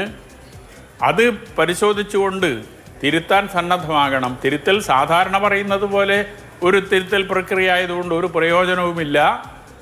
ജനങ്ങളെ ബോധ്യപ്പെടുത്താൻ സാധിക്കത്തക്ക രീതിയിലുള്ള തിരുത്തൽ പാർട്ടിക്കകത്ത് ഉണ്ടായാൽ ആ പാർട്ടിക്ക് നല്ലത് എന്ന് മാത്രമേ എനിക്കിപ്പോൾ പറയാനുള്ളൂ. കാരണം ഞാനിപ്പോൾ ആ പാർട്ടിക്ക് പുറത്താണല്ലോ. യെസ്, എന്തായാലും വളരെ നന്ദി, അഭിനന്ദനങ്ങൾ ശ്രീ വി. കുഞ്ഞികൃഷ്ണൻ. വലിയ ഇമ്പാക്ട് ഉണ്ടാക്കുന്ന ഒരു വിജയമാണ് താങ്കളുടെ ഈ തെരഞ്ഞെടുപ്പിന്റെ. യെസ്, എന്തായാലും ഇനി വിജയാഹ്ലാദ പ്രകടനവും മറ്റ് പരിപാടികളും ഒക്കെ ഉണ്ടാവുമല്ലോ. ഞാൻ ഒരുപാട് നേരം താങ്കളെ അങ്ങനെ ഹോൾഡ് ചെയ്യുന്നില്ല. വളരെ നന്ദി. ഈ രാത്രിയിൽ ഏറ്റവും അനുയോജ്യനായ അതിഥിയാണ്. കാരണം ഈ തെരഞ്ഞെടുപ്പിന്റെ മൊത്തം കഥ അവിടെ വി. കുഞ്ഞികൃഷ്ണന്റെ വിജയത്തിലുണ്ട്. CPM-ന്റെ വലിയൊരു കോട്ടയാണ്. ഇതുവരെ രൂപീകരിച്ചതിന് ശേഷം CPM തോക്കാത്ത മണ്ഡലമാണ് പയ്യന്നൂർ. 1,00,000 വോട്ടിന്റെ മേൽക്കൈയുള്ള മണ്ഡലമാണ്. ആ മണ്ഡലത്തിൽ CPM തോക്കണമെങ്കിൽ പാർട്ടി പ്രവർത്തകരും പാർട്ടി അനുഭാവികളും അത്രമേൽ ആ പാർട്ടിയോട് വിപ്രതിപത്തി കാണിക്കുകയും തോൽപ്പിക്കാൻ കരുതിക്കൂട്ടി തീരുമാനമെടുത്ത് പോളിംഗ് ബൂത്തിൽ പോയി തോൽപ്പിക്കുകയും വേണം. അതാണ് പയ്യന്നൂരിൽ സംഭവിച്ചിട്ടുള്ളത്. അതാണ് TK ഗോവിന്ദന്റെയും V കുഞ്ഞികൃഷ്ണന്റെയും അമ്പലപ്പുഴയിൽ 1,00,000-ഓളം അടുത്ത വോട്ടിന്റെ G സുധാകരന്റെയും ഒക്കെ വിജയത്തിന്റെ രഹസ്യം എന്ന് പറയുന്നത്. അപ്പോൾ ആഭ്യന്തരമായി കൂടി CPIM ആ ക്രൈസിസിനെ എങ്ങനെ നേരിടുമെന്നുള്ളത് വളരെ പ്രധാനപ്പെട്ട കാര്യമാണ്. അതിനെക്കുറിച്ച് ശ്രീ NP ചേക്കുട്ടി, ഇത് ഒരു പയ്യന്നൂരിന്റെയോ തളിപ്പറമ്പിന്റെയോ മാത്രം കഥയല്ല. CPM-ന് രാഷ്ട്രീയമായി വലിയ മേൽക്കൈയുള്ള ഇടങ്ങളാണ് ഈ തരത്തിൽ തിരിഞ്ഞു കുത്തിയിരിക്കുന്നത്. ജനങ്ങളെയോ പാർട്ടിയുടെ കേഡർമാരെയോ പോലും എല്ലാ കാലത്തേക്കും അങ്ങനെ അട്ടിപ്പേർ അവകാശം കൽപ്പിച്ചതാ, ഞങ്ങൾ എന്ത് ചെയ്താലും നിങ്ങൾ വോട്ട് ചെയ്തോളും അല്ലെങ്കിൽ നിങ്ങൾ പിന്തുണച്ചോളും, പാർട്ടി എന്ന് പറയുന്നത് തെറ്റ് പറ്റാത്ത ഒരു സംവിധാനമാണെന്ന നിലയിൽ കൈകാര്യം ചെയ്യാൻ കഴിയില്ല എന്നുള്ളതിന്റെ സൂചനയാണല്ലോ. ഇത് അഭിസംബോധന ചെയ്യാൻ CPM വരുന്ന ദിവസങ്ങളിൽ തയ്യാറാകുമെന്ന് വിചാരിക്കുന്നുണ്ടോ? അല്ല, അത് അഭിലാഷ്, അത് തയ്യാറാവണമെങ്കിൽ, അഭിസംബോധന ചെയ്യണമെങ്കിൽ അതിന് പറ്റിയൊരു ലീഡർഷിപ്പ് വേണം. ഇവിടെയുള്ള പ്രോബ്ലം എന്താണ്? കേരളത്തിൽ യഥാർത്ഥത്തിൽ നിങ്ങൾ കുറേ വർഷങ്ങളിലൊരു പ്രോസസ്സ് നോക്കൂ. CPM-ന് വളരെ വളരെ ശക്തമായ ഒരു ഇൻ്റലക്ച്വൽ ലീഡർഷിപ്പ് ഉണ്ടായിരുന്നു. വളരെ കരുത്തരായിട്ടുള്ള അണികൾ മാത്രമല്ല, നേതൃത്വ തലത്തിലും നല്ല ശക്തരായിട്ടുള്ള നേതാക്കളുണ്ടായിരുന്നു. ഈ നേതാക്കളിൽ മിക്കവാറും ആളുകൾ ഈ തെരഞ്ഞെടുപ്പ് സമയത്ത് മോർ ഓർ ലെസ് നിശബ്ദരായിരുന്നു. അതിന് പകരം ഈ പിണറായി വിജയനും അദ്ദേഹത്തെ ചുറ്റിപ്പറ്റി നിൽക്കുന്ന ഒരു സംഘവും, അതിൽ നമ്മുടെ പാർട്ടി സംസ്ഥാന സെക്രട്ടറി അടക്കമുള്ള ആളുകളുണ്ട്. അവരുടേതായിട്ടൊരു ഗ്യാങ് പാർട്ടി എന്ന് പറഞ്ഞാൽ ഇവരാണ്. അപ്പോൾ അതിൽ അവർ ഉന്നയിക്കുന്ന ആരോപണങ്ങൾ അല്ലെങ്കിൽ അവരുടെ ഉന്നയിക്കുന്ന ആശയങ്ങൾ, ഇതൊന്നും CPM-ൻ്റെ പരമ്പരാഗതമായിട്ടുള്ള ആശയങ്ങളുമായിട്ടോ അല്ലെങ്കിൽ പാർട്ടി തന്നെ അംഗീകരിച്ച നിലപാടുകളുമായിട്ടോ ഒന്നും യോജിക്കുന്നതായിരുന്നില്ല. പല കാര്യങ്ങളിലും അവർ ഏകപക്ഷീയമായിട്ടൊരു സമീപനം എടുത്തത്. അതുകൊണ്ട് പാർട്ടി സംവിധാനം എന്ന് പറയുന്നതിനെ തങ്ങളുടെ സ്ഥാപിത താല്പര്യങ്ങൾക്ക് വേണ്ടിയിട്ട് മാറ്റിമറിച്ച ഒരു ലീഡർഷിപ്പാണ് ഇപ്പോൾ ഉള്ളത്. അപ്പോൾ ആ ലീഡർഷിപ്പിനെ സംബന്ധിച്ചിടത്തോളം പാർട്ടി അവർക്കൊരു പ്രശ്നമേ ഇല്ല. അവർ പാർട്ടിയെ തങ്ങളുടെ സ്ഥാപിത താല്പര്യങ്ങൾക്ക് വേണ്ടിയിട്ട് കൺവേർട്ട് ചെയ്യേണ്ടായത്. Party actually became a vehicle for their vested interest. ഇതാണ് സത്യാവസ്ഥ. നിങ്ങൾ കേരളത്തിലെ CPM-ൻ്റെ വസ്തു നോക്കിയാൽ CPM എന്ന് പറഞ്ഞാൽ അവർ ജനങ്ങൾക്ക് വേണ്ടി അത് ചെയ്തു, ഇത് ചെയ്തു പറയും. ജനങ്ങൾക്ക് വേണ്ടി അവരൊന്നും ചെയ്തിട്ടില്ല. കാരണം ഈ സർക്കാരിൻ്റെ വികസന പ്രവർത്തനങ്ങൾ എന്ന് പറയുന്നത് കേരളത്തിൽ മാത്രമല്ല, എല്ലാ സംസ്ഥാനങ്ങളിലും ഇത്തരത്തിൽ. കാരണം നമ്മളൊരു ന്യൂ ലിബറൽ സിസ്റ്റത്തിനകത്ത് ധാരാളം വികസന പ്രവർത്തനങ്ങൾ ഉണ്ടാകുന്നുണ്ട്. അത് കേരളത്തിന് പുറത്തുള്ള കേരളത്തിന് പുറത്തു പോയി കഴിഞ്ഞാൽ നമുക്ക് വളരെ ക്ലിയർ ആയിട്ട് കാണാൻ പറ്റും. അപ്പോൾ അതുകൊണ്ട് ആ അവകാശവാദങ്ങൾ അതല്ല പ്രശ്നം. പാർട്ടി ഒരു പൊളിറ്റിക്കൽ സിസ്റ്റം എന്ന നിലയിൽ, പാർട്ടി ഒരു പൊളിറ്റിക്കൽ എസ്റ്റാബ്ലിഷ്മെൻറ്റ് എന്ന നിലയിൽ ജനങ്ങളുമായിട്ടുള്ള വളരെ സജീവമായിട്ട് ബന്ധം നിലനിർത്തുന്നതിന് പകരം ജനങ്ങളെ തങ്ങളുടെ തങ്ങളുടെ ഇഷ്ടാനുസരണം കൈകാര്യം ചെയ്യാവുന്ന ഒരു ഉപകരണം മാത്രമായി അല്ലെങ്കിൽ ഒരു ടൂൾ മാത്രമായിട്ട് കണ്ടു എന്നുള്ളതാണ് പ്രശ്നം. ആ ഒരു കാഴ്ചപ്പാട് മാറ്റണം. അതുകൊണ്ടാണ് ഇപ്പോൾ ഇന്ന് അവരുടെ സെക്രട്ടേറിയറ്റിൽ ഒരു പ്രധാനപ്പെട്ട ആൾ മറ്റേ സ്വരാജ്, അദ്ദേഹമാണ് MV ഗോവിന്ദന് പകരം പ്രസ്താവനകൾ ഇറക്കാൻ വെച്ചത്. അദ്ദേഹം പറയുന്നത് ഇത് പാർട്ടി അർഹിക്കാത്ത പരാജയമാണ്. പാർട്ടി അർഹിക്കുന്ന പരാജയമാണ്. എന്തുകൊണ്ട്? പാർട്ടി അണികൾ തന്നെയാണ് ഈ പരാജയം അങ്ങോട്ട് വെച്ചു കൊടുത്തിരിക്കുന്നത്. യഥാർത്ഥത്തിൽ പാർട്ടിയും ജനങ്ങളും തമ്മിലുള്ള ബന്ധം പൂർണ്ണമായിട്ടും കട്ടായി പോയിട്ടുണ്ട് എന്ന് മനസ്സിലാക്കിയിട്ട് തിരുത്തലിൻ്റെ ഒരു ലാഞ്ചനയെങ്കിലും ഇന്ന് അദ്ദേഹത്തിൻ്റെ സെക്രട്ടേറിയറ്റ് മെമ്പറാണ്, ദേശാഭിമാനി പത്രത്തിൻ്റെ പത്രാധിപരാണ്. അതുണ്ടായിട്ടില്ല. യഥാർത്ഥത്തിൽ അവരെ സംബന്ധിച്ചിടത്തോളം ഈ ജനങ്ങളുമായിട്ടുള്ള അവരുടെ ഒരു ജലത്തിൽ മത്സ്യമെന്നതുപോലെയാണ് കമ്മ്യൂണിസ്റ്റുകാർ ജനങ്ങൾക്കിടയിൽ പ്രവർത്തിക്കുന്നതെന്നാണ് പണ്ട് പറഞ്ഞിരുന്നത്. ഇന്ന് നേരെ തിരിച്ചാണ്. ആ ജനങ്ങളെ പൂർണ്ണമായിട്ടും കൈവിട്ടാൽ സ്വാഭാവികമായിട്ടും ജനങ്ങൾ അവരെയും കൈവിടും. അതുകൊണ്ട് ഇനി തിരുത്തൽ ഉണ്ടാവുക എന്നുള്ളത് എനിക്ക് തോന്നുന്നു അത്ര എളുപ്പമല്ല. കാരണം തിരുത്തലുണ്ടാവണമെങ്കിൽ താഴെയുള്ള ജനങ്ങളെ, അണികളെ, അവരുടെ കോൺഫിഡൻസ് പിടിച്ചെടുക്കാൻ ശേഷിയുള്ള, അവരുടെ കോൺഫിഡൻസ് ഉണർത്താൻ ശേഷിയുള്ള ഒരു ലീഡർഷിപ്പ് വേണം. നിർഭാഗ്യവശാൽ ഇന്ന് അങ്ങനെ ഒരു ലീഡർഷിപ്പ് CPM എന്ന് പറയുന്ന പാർട്ടിയിൽ ഇല്ല. പുറത്തുനിന്നും ആൾ വന്നിട്ട് ആ പാർട്ടിക്ക് വേണ്ടി വർക്ക് ചെയ്യുന്ന ഒരു സാഹചര്യമില്ല. ഇപ്പോൾ കുഞ്ഞികൃഷ്ണനെ പോലെ ആളുകൾ വന്നിട്ട് CPM-നെ നന്നാക്കാൻ വിചാരിച്ചാൽ കഴിയില്ല. അപ്പോൾ സ്വാഭാവികമായിട്ടും പാർട്ടിയെ സംബന്ധിച്ചിടത്തോളം ഒരു വലിയ ക്രൈസിസ് ഉണ്ട്. അതൊരു ലീഡർഷിപ്പിൻ്റെ ക്രൈസിസാണ്. അതിൻ്റെ വിശ്വാസ്യതയുടെ നഷ്ടമാണ്. ആ നഷ്ടം അവർ തന്നെ സ്വയം വരുത്തി വെച്ച വിനയമാണ്. തീർച്ചയായിട്ടും. ഇപ്പോൾ മുഖ്യമന്ത്രി പിണറായി വിജയൻ രാജിവെച്ചിരിക്കുന്നു. സ്വാഭാവിക നടപടിക്രമമാണ്. മുഖ്യമന്ത്രി രാജിവെച്ചിരിക്കുന്നു, ഗവർണർ രാജി സ്വീകരിച്ചിരിക്കുന്നു. അടുത്ത നേതാവിനെ ക്ഷണിക്കുന്നത് വരെ കാവൽ മുഖ്യമന്ത്രിയായി തുടരാൻ അദ്ദേഹത്തോട് ആവശ്യപ്പെടുകയും ചെയ്തിരിക്കുന്നു. ഈ സ്വാഭാവിക നടപടിക്രമമാണ്. പക്ഷേ ഇതുവരെയും മുഖ്യമന്ത്രി പിണറായി വിജയൻ ഈ തോൽവിയെക്കുറിച്ച് വിശദീകരിക്കുകയോ ഒരു പ്രതികരണം നടത്തുകയോ ചെയ്തിട്ടില്ല എന്നുള്ളത് ശ്രദ്ധേയമാണ്. CPM-ന്റെ പ്രതിനിധികൾ തന്നെയും മാധ്യമ സംവാദങ്ങളിലും മറ്റുമൊക്കെ വരാൻ മടിക്കുകയുമാണ്. എന്തുകൊണ്ടെന്ന് അറിയില്ല. തോൽവി, ജയം, ഇതൊക്കെ രാഷ്ട്രീയത്തിൽ സ്വാഭാവികമായി നടക്കുന്ന, ജനാധിപത്യ പ്രക്രിയയിൽ സ്വാഭാവികമായി നടക്കുന്ന കാര്യങ്ങളാണല്ലോ. ഒരു തോൽവി കൊണ്ട് ഏതെങ്കിലും ഒരു രാഷ്ട്രീയ പ്രസ്ഥാനം അവസാനിച്ചു പോവുകയില്ല. തോൽവിയെയും നേരിടുക, തോൽവിയെയും ഉൾക്കൊള്ളുക, തോൽവിയെയും വിശദീകരിക്കുക എന്നുള്ളത് സാധാരണ നിലയ്ക്കുള്ള ജനാധിപത്യ പ്രക്രിയയിൽ ചെയ്യാൻ കഴിയുന്ന കാര്യമാണ്. പക്ഷേ അതിന് തന്നെ സന്നദ്ധമാവാത്തത് എന്ത് എന്ന് എനിക്കറിയില്ല. എന്തായാലും CPM സംസ്ഥാന സെക്രട്ടേറിയറ്റ് ഒരു പ്രസ്താവന പുറത്തിറക്കിയിട്ടുണ്ട്. അതിങ്ങനെയാണ് പറയുന്നത്: നിയമസഭാ തെരഞ്ഞെടുപ്പിൽ സംസ്ഥാനത്തിന് LDF-നുണ്ടായ പരാജയം അപ്രതീക്ഷിതമാണ്. പരാജയത്തെ അംഗീകരിച്ചുകൊണ്ട് പോരായ്മകൾ തിരുത്തുന്നതിന് ആവശ്യമായ നടപടികൾ സ്വീകരിക്കുമെന്ന് സംസ്ഥാന സെക്രട്ടേറിയറ്റ് പ്രസ്താവനയിൽ പറഞ്ഞു.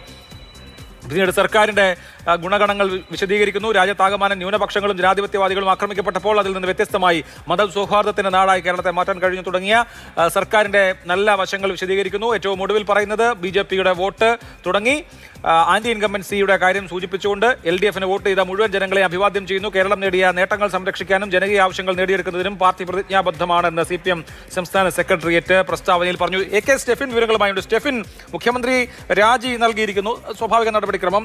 എന്തുകൊണ്ട് മുഖ്യമന്ത്രി തോൽവിയെക്കുറിച്ച് പ്രതികരിക്കുന്നില്ല, മാധ്യമങ്ങളുടെ മുമ്പിൽ വരുന്നില്ല, വാർത്താ സമ്മേളനം നടത്തുന്നില്ല? അഭിലാഷ്, ഏതായാലും അടുത്ത ദിവസങ്ങളിൽ അത്തരത്തിലുള്ള പ്രതികരണങ്ങൾ ഉണ്ടാകുമെന്നുള്ളതാണ് കരുതുന്നത്. ഏതായാലും മറ്റന്നാൾ CPM-ന്റെ സംസ്ഥാന സെക്രട്ടേറിയറ്റ് യോഗം വെച്ചിട്ടുണ്ട്. ആ സംസ്ഥാന സെക്രട്ടേറിയറ്റ് യോഗത്തിൽ ഈ തോൽവിയുമായി ബന്ധപ്പെട്ട തെരഞ്ഞെടുപ്പ് തിരിച്ചടി വിശദമായി തന്നെ ചർച്ച ചെയ്യാനാണ് സാധ്യത. അതിനുശേഷം ഏതായാലും LDF യോഗം ഉണ്ടാകും. CPM-ന്റെ സംസ്ഥാന കമ്മിറ്റി യോഗവും എല്ലാം അടുത്ത വരുന്ന ദിവസങ്ങളിലെല്ലാം തന്നെ ഉണ്ടാകും. നേരത്തെ അഭിലാഷ് സൂചിപ്പിച്ചതുപോലെ തന്നെ ഇപ്പോൾ ഔദ്യോഗികമായി CPM-ന്റെ ഒരു വാർത്താക്കുറിപ്പ്, സെക്രട്ടേറിയറ്റിന്റെ ഒരു വിശകലനം വന്നിട്ടുണ്ട്. അതിൽ ഈ തോൽവി അംഗീകരിച്ചുകൊണ്ട് തന്നെ ഒപ്പം ഈ 10 വർഷക്കാലം സർക്കാർ നടത്തിയ വികസന പ്രവർത്തനങ്ങൾ അതെല്ലാം പറഞ്ഞുകൊണ്ടാണ് ഔദ്യോഗികമായി ഈ തോൽവിയെക്കുറിച്ചും അല്ലെങ്കിൽ തെരഞ്ഞെടുപ്പിനെ കുറിച്ചും CPM വിശദീകരിക്കുന്നത്. ഇപ്പോൾ ഏതായാലും ഔദ്യോഗിക നടപടിക്രമങ്ങളുടെ ഭാഗമായിട്ട് മുഖ്യമന്ത്രി രാജി സമർപ്പിച്ചിട്ടുണ്ട്. അപ്പോൾ ഗവർണർ ഏതായാലും ഏതെങ്കിലും അടിയന്തര സാഹചര്യം ഉണ്ടായാൽ കാവൽ മുഖ്യമന്ത്രിയായി തുടരണമെന്നൊരു നിർദ്ദേശവും മുന്നോട്ട് വെച്ചിട്ടുണ്ട്. നാളെ ഏതായാലും മന്ത്രിസഭാ യോഗം ചേരാനിരുന്നതാണ്. അത് ക്യാൻസൽ ചെയ്തിട്ടുണ്ട്. മന്ത്രിസഭാ യോഗം ഏതായാലും നാളെ ഇല്ല. ഈ കഴിഞ്ഞ ദിവസങ്ങളിലെല്ലാം തന്നെ നോക്കിക്കഴിഞ്ഞാൽ നമ്മൾ ഈ ഓഫീസ് മാറുന്നതുമായി ബന്ധപ്പെട്ട് അല്ലെങ്കിൽ മന്ത്രിമന്ദിരങ്ങൾ ഒഴിയുന്നതുമായി ബന്ധപ്പെട്ടുള്ള കാര്യങ്ങളെല്ലാം നടന്നു വരികയായിരുന്നു. അതിനു പിന്നാലെയാണ് തെരഞ്ഞെടുപ്പിൽ വലിയ തരത്തിലുള്ളൊരു തോൽവി, വലിയ തിരിച്ചടി CPM-നും LDF-നും ഉണ്ടായത്. അതിന് പിന്നാലെ മുഖ്യമന്ത്രി രാജിക്കത്ത് ഗവർണർക്ക് സമർപ്പിച്ചിരിക്കുകയാണ്. ശരി, നമുക്കൊരു ഇടവേളയുണ്ട്. ഞാൻ ഇടവേളയ്ക്ക് ശേഷം അതിഥികളിലേക്ക് ചർച്ചയിലേക്ക്. ശ്രീ B. ഗോപാലകൃഷ്ണൻ, NDAയുടെ മൊത്തത്തിലുള്ള വോട്ട് ഷെയർ പൂർണ്ണമായ നിലയിൽ വന്നിട്ടില്ല. BJP-ക്ക് 11.42 സംസ്ഥാന വ്യാപകമായി നിങ്ങൾ ഉദ്ദേശിച്ചിട്ടുള്ള വോട്ട് കിട്ടിയിട്ടില്ല. അതൊരു ഫാക്ടറാണ്. 3 സീറ്റുകൾ ജയിച്ചു എന്നുള്ളതാണ് ഒരു പ്രധാനപ്പെട്ട കാര്യം. ഇനിയിപ്പോൾ ക്രോസ് വോട്ടിംഗ് 2 or 3 മണ്ഡലങ്ങളിൽ നടന്നാലും അതിനപ്പുറത്ത് BJP-യെ സംബന്ധിച്ച് ഉദ്ദേശിക്കുന്ന വിജയം എന്ന് പറയുന്നത് 20% വോട്ട് നേടുക തുടങ്ങിയ കാര്യങ്ങളായിരുന്നു. ഈ തെരഞ്ഞെടുപ്പിനെ സംബന്ധിച്ച് ഭരണവിരുദ്ധ വികാരത്തിന്റെ മുഴുവൻ ആനുകൂല്യവും കൊണ്ടുപോയി UDF എന്ന് കരുതുന്നുണ്ടോ? BJP-യെ സംബന്ധിച്ച് അതിന്റെ ഷെയർ കിട്ടാതെ വന്നോ? ഞാൻ ഈ തെരഞ്ഞെടുപ്പിൽ 2-3 കാര്യങ്ങളാണ് ഒരു രാഷ്ട്രീയ വിദ്യാർത്ഥി എന്ന നിലയിൽ കാണുന്നത്. അതിലൊന്നാമത്തെ കാര്യം, നേരത്തെ താങ്കൾ ചർച്ച ചെയ്ത മാർക്സിസ്റ്റ് പാർട്ടിയുടെ പതനമാണ്. ആ മാർക്സിസ്റ്റ് പാർട്ടിയുടെ പതനത്തെക്കുറിച്ചൊരു കാര്യം സൂചിപ്പിക്കട്ടെ. കേരളത്തിൽ പലവട്ടം LDF-ഉം UDF-ഉം മാറി മാറി ഭരിച്ചിട്ടുണ്ട്, മാറി മാറി പരാജയപ്പെട്ടിട്ടുണ്ട്. പക്ഷേ ഇപ്രാവശ്യത്തെ CPM-ന്റെ പരാജയം, LDF-ന്റെ പരാജയം ജനങ്ങൾ മാത്രമല്ല LDF-നെ പരാജയപ്പെടുത്തിയത്. LDF-ന്റെ അനുഭാവികൾ കൂടിയാണ്, LDF-ന്റെ കേഡേഴ്സ് കൂടിയാണ്, പ്രത്യേകിച്ച് CPM-ന്റെ കേഡേഴ്സ് കൂടി CPM-നെ പരാജയപ്പെടുത്തിയിരിക്കുന്നു എന്നുള്ളത് വളരെ ഗൗരവമായി കാണേണ്ടതാണ്. നാളിതുവരെ അങ്ങനെ സംഭവിച്ചിട്ടില്ല. സമാനമായ സംഭവമാണ് ബംഗാളിൽ ഉണ്ടായത്. അന്ന് ബംഗാളിലും ഇതുപോലെ തന്നെ CPM-ന്റെ കേഡേഴ്സ് ആയിരുന്നു തൃണമൂലിലേക്ക് പോയത്. CPM-ന്റെ കേഡേഴ്സാണ് ബംഗാളിലും ഭരണം ഇല്ലാതാക്കിയത്. ഇനി അവിടെ തന്നെ വേറൊരു കാര്യം കൂടി ഞാൻ പറയാൻ ആഗ്രഹിക്കുന്നു. അന്ന് ഭാരതീയ ജനതാ പാർട്ടിക്ക് അവിടെ 3 സീറ്റാണ്. ഇവിടെയും അത് തന്നെ സംഭവിച്ചിരിക്കുന്നു. BJP-ക്ക് 3 സീറ്റാണ് കിട്ടിയിട്ടുള്ളത്. ഞാൻ വെറുതെ ഒരു പൊളിറ്റിക്കൽ അനാലിസിസ് നടത്തിയെന്ന് മാത്രമേ ഉള്ളൂ. അപ്പോൾ CPM ഒരു തകർച്ചയിലേക്ക് പോവുകയാണ്. ഒരിക്കലും രക്ഷപ്പെടാൻ പറ്റാത്ത തരത്തിലേക്ക് CPM തകരുകയാണ്. ആ CPM-ന്റെ സ്പേസിലേക്ക് തീർച്ചയായിട്ടും BJP കടന്ന് കയറുകയാണ്. അഥവാ CPM-ന്റെ പരാജയം കുറച്ചുകൂടെ ആഴത്തിലേക്ക് പോകുന്നത് ആരാണ് പ്രതിപക്ഷ നേതാവ് എന്ന് ചിന്തിക്കുന്നതിൻ്റെയും കൂടി അടിസ്ഥാനത്തിലാണ്. ഞാൻ മനസ്സിലാക്കുന്നത് റിയാസിനെ പ്രതിപക്ഷ നേതാവാക്കാനുള്ള ശ്രമം നടക്കുന്നു. പിണറായി വിജയൻ പ്രതിപക്ഷ നേതാവ് ആവുന്നില്ല എന്ന ചർച്ച തുടങ്ങിക്കഴിഞ്ഞു. അതിനുള്ളിൽ തന്നെ സോഷ്യൽ മീഡിയയിൽ ആ ഒരു ശക്തമായ കേഡേഴ്സിൻ്റെ ശക്തമായ അഭിപ്രായ വ്യത്യാസം ഇപ്പം തന്നെ സോഷ്യൽ മീഡിയയിൽ വന്നിട്ടുണ്ട്. എന്ന് പറഞ്ഞാൽ മാർക്സിസ്റ്റ് പാർട്ടി തികച്ചും ബംഗാളിലെ പോലെ തകർച്ചയെ നേരിട്ടുകൊണ്ടിരിക്കുന്നു. ഈ പ്രാവശ്യത്തെ തെരഞ്ഞെടുപ്പിൽ ഒരു സീറ്റാണ് ബംഗാളിൽ CPM-ന് കിട്ടിയത്. 3 സീറ്റുണ്ടായിരുന്ന BJP-ക്ക് 77 സീറ്റും ഇന്ന് 3-2 ഭൂരിപക്ഷവുമാണെങ്കിൽ അതേ സമാന രീതിയിലേക്ക് കേരളത്തിൽ BJP വരുന്ന ഒരവസ്ഥയിലേക്ക് കാര്യങ്ങൾ മാറാൻ പോവുകയാണ്. രണ്ടാമത്തെ കാര്യം താങ്കൾ ചോദിച്ചതാണ്. അല്ല, ആ മറുപടി എനിക്കൊരു സാധാരണ നിലയിൽ താങ്കളുടെ രാഷ്ട്രീയ നിരീക്ഷണത്തോട് ഞാൻ യോജിക്കാറില്ല. പക്ഷേ ഈ നിരീക്ഷണത്തെ ഞാൻ തള്ളുന്നില്ല. കാരണം CPM കഴിഞ്ഞ പതിറ്റാണ്ടിൽ അധികാരത്തിൽ നിന്ന് പുറത്തുപോയ ഇടത്തൊന്നും അവർക്ക് അധികാരത്തിലേക്ക് തിരികെ വരാൻ കഴിഞ്ഞിട്ടില്ല. ഇന്ത്യൻ യാഥാർത്ഥ്യങ്ങളിൽ ഒന്നാമത്തെ കാര്യം. രണ്ടാമത്തേത്, ഇപ്പോൾ ഈ തെരഞ്ഞെടുപ്പുമായി ബന്ധപ്പെട്ട ഈ റിസൾട്ടിന്റെ നമുക്ക് ഏറ്റവും എല്ലാ ഡേറ്റയും വെച്ചിട്ടുള്ള അവലോകനം വന്നിട്ടില്ല. പക്ഷേ ഈ ഏതാണ്ട് ഇതേ റിസൾട്ട് പ്രഡിക്റ്റ് ചെയ്ത ആക്സിസ് മൈ ഇന്ത്യ ഈ റിലീജിയസ് വൈസ് ബ്രേക്കപ്പ് പ്രസിദ്ധീകരിച്ചിരുന്നു. അതിൽ പറയുന്നത് കേരളത്തിൽ വലിയ തോതിൽ ന്യൂനപക്ഷ വോട്ടുകൾ, ക്രിസ്ത്യൻ മുസ്ലിം വോട്ടുകൾ വലിയ തോതിൽ UDF സമാഹരിച്ചു. LDF-ൽ അക്കാര്യത്തിൽ വലിയ നഷ്ടമുണ്ടായി. പക്ഷേ ഇപ്പോഴും ഈഴവ നായർ വോട്ടുകളിൽ കൂടിയ പങ്ക് LDF-നാണ്. അതുപോലെ തന്നെ പട്ടികജാതി പട്ടികവർഗ ദലിത് വോട്ടുകളിലും വലിയ പങ്ക് LDF-നാണ്. എന്ന് പറഞ്ഞാൽ കേരളത്തിലെ ഹിന്ദു വോട്ടിന്റെ ഒരു കൺസിഡറബിൾ പോർഷൻ അല്ലെങ്കിൽ അതിന്റെ ബിഗ്ഗസ്റ്റ് ഷെയർ കൈകാര്യം ചെയ്യുന്നത് ഇപ്പോഴും CPM-ഉം CPI-യും അടങ്ങുന്ന ഇടതു മുന്നണിയാണ്. നിങ്ങളിലേക്ക് ആ വോട്ടുകളുടെ ഒരു മൈഗ്രേഷൻ ഉണ്ടാവും വരും കാലത്ത്, LDF ദുർബലമാവുന്നതിന് മുറയ്ക്ക് എന്നാണോ? അതാണോ BJP-യുടെ ഒരു പൊളിറ്റിക്കൽ പ്ലാൻ? അല്ല, BJP-യുടെ പൊളിറ്റിക്കൽ പ്ലാൻ എന്ന് പറയുന്നത് ഹിന്ദു മാത്രമല്ല, കേരളത്തിലെ ജനങ്ങൾ, വികസനം ആഗ്രഹിക്കുന്ന മുഴുവൻ ജനങ്ങളും BJP-യിലേക്ക് വരും എന്ന് തന്നെയാണ് ഞങ്ങളുടെ പ്രതീക്ഷ. കാരണം അതുകൊണ്ടാണല്ലോ ആസാമിലും അതുപോലെ പുതുശ്ശേരിയിലും ഭരണം നടത്തിയ പാർട്ടി എന്ന നിലയിൽ ഞങ്ങൾ തിരിച്ചു വന്നു. അതേസമയത്ത് ഹിന്ദു വിരുദ്ധവും സനാതനധർമ്മത്തെ അധിക്ഷേപിക്കുകയും ചെയ്ത മമതാ ബാനർജിയും DMK സ്റ്റാലിനുമെല്ലാം തെറിച്ചുപോയില്ലേ? അവരെ സപ്പോർട്ട് ചെയ്ത പിണറായി വിജയൻ അയ്യപ്പനെ അപമാനിച്ച, ശബരിമലയെ അപമാനിച്ച, കൊള്ള ചെയ്ത പിണറായി വിജയനും. അപ്പോൾ ഒരു ഭാഗത്ത് സനാതനധർമ്മത്തെ അധിക്ഷേപിച്ചവർ, ഒരു ഭാഗത്ത് ക്ഷേത്രം കൊള്ള ചെയ്തവർ. അങ്ങനെ നോക്കിയാൽ ഒരു ഹിന്ദു മൂവ്മെൻറ്റും കൂടി ഇതിലില്ല, ഇന്ത്യയിൽ മൊത്തം ഉണ്ടായിട്ടില്ല എന്ന് നമുക്ക് പറയാൻ സാധിക്കില്ല. അതേ സമയത്ത് ഒരു കാര്യം ഞാൻ സൂചിപ്പിക്കാൻ ആഗ്രഹിക്കുന്നു. തീർച്ചയായിട്ടും OBC വിഭാഗവും SC/ST വിഭാഗവും ഇപ്പോഴും CPM-നെ പിന്തുടരുന്ന ഒരു കാഴ്ച പലപ്പോഴും നമ്മൾ ചർച്ച ചെയ്തിട്ടുണ്ട്. അതിലേക്ക് BJP കയറുകയും ക്രിസ്ത്യൻ മേഖലയിലേക്ക് കുറച്ചുകൂടെ സീരിയസ് ആയിട്ട്, കാരണം ക്രിസ്ത്യൻ സമൂഹത്തിന് കേരളത്തിൽ രക്ഷ വേണമെങ്കിൽ BJP വേണമെന്നുള്ള തിരിച്ചറിവ് അവർക്കിപ്പോൾ ആയിട്ടില്ല. പക്ഷെ അത് അവർക്ക് സാമാന്യേന ആവും. അതുകൊണ്ട് ഇന്നല്ലെങ്കിൽ നാളെ ആ വിഭാഗവും BJP-യിലേക്ക് വരും എന്ന് തന്നെയാണ് ഞങ്ങളുടെ താല്പര്യവും ലക്ഷ്യവും. ഇനി താങ്കൾ ചോദിച്ച ഒരു പോയിന്റ് ഞാൻ സൂചിപ്പിച്ചോട്ടെ. ഇപ്പം ഗുരുവായൂർ നിയോജക മണ്ഡലത്തിൽ ഏതാണ്ട് 72,000 വോട്ടാണ് ഹിന്ദു സമൂഹം ചെയ്തത്. അതിലെ 40% എനിക്കാണ് കിട്ടിയത്. അതുപോലെ നമ്മൾ ജയിച്ചിട്ടുള്ള സ്ഥലത്ത് നോക്കിക്കഴിഞ്ഞാൽ യാതൊരു സംശയവുമില്ല, ചാത്തന്നൂരിലായാലും അതുപോലെ ബാക്കി 2 സ്ഥലത്തായാലും ഹിന്ദു സമൂഹം ഭാരതീയ ജനതാ പാർട്ടിയിൽ വിശ്വാസം അർപ്പിച്ചിട്ടുണ്ട്. നാളെ കൂടുതൽ വിശ്വാസം അർപ്പിക്കും.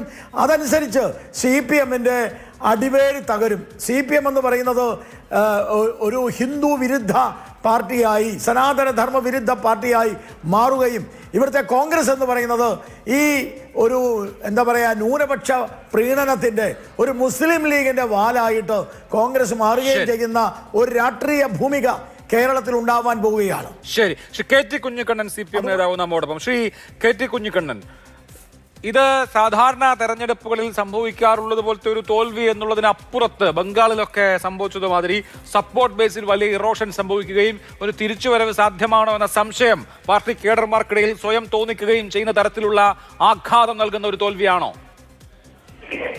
തോൽവി ഗൗരവമുള്ളതാണ്.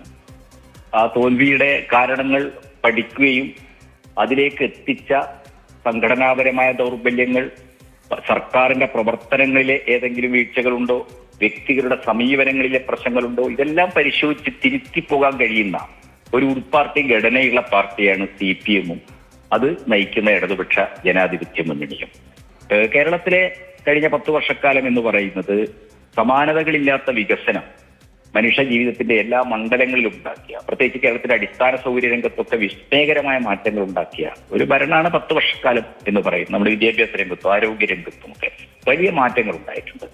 പക്ഷെ ആ മാറ്റങ്ങൾ ഉണ്ടായപ്പോഴും ജനങ്ങൾക്കിടയിൽ അതിൻ്റെ ഒരു രാഷ്ട്രീയവും, അതേപോലെ തന്നെ ഇന്ന് രാജ്യം നേരിടുന്ന, മതനിരപേക്ഷ നേരിടുന്ന വെല്ലുവിളികൾ, ഇത്തരം വിഷയങ്ങളിൽ ശക്തമായ പ്രതിരോധം തീർക്കുന്ന പ്രചരണങ്ങൾ പ്രത്യയശാസ്ത്രപരമായി തന്നെ മുന്നോട്ട് കൊണ്ടുപോകുന്നതിൽ ഇടതുപക്ഷ ജനാധിപത്യ മുന്നണിക്ക് പലതലങ്ങളിൽ പരിമിതികൾ ഉണ്ടായിട്ടുണ്ട്.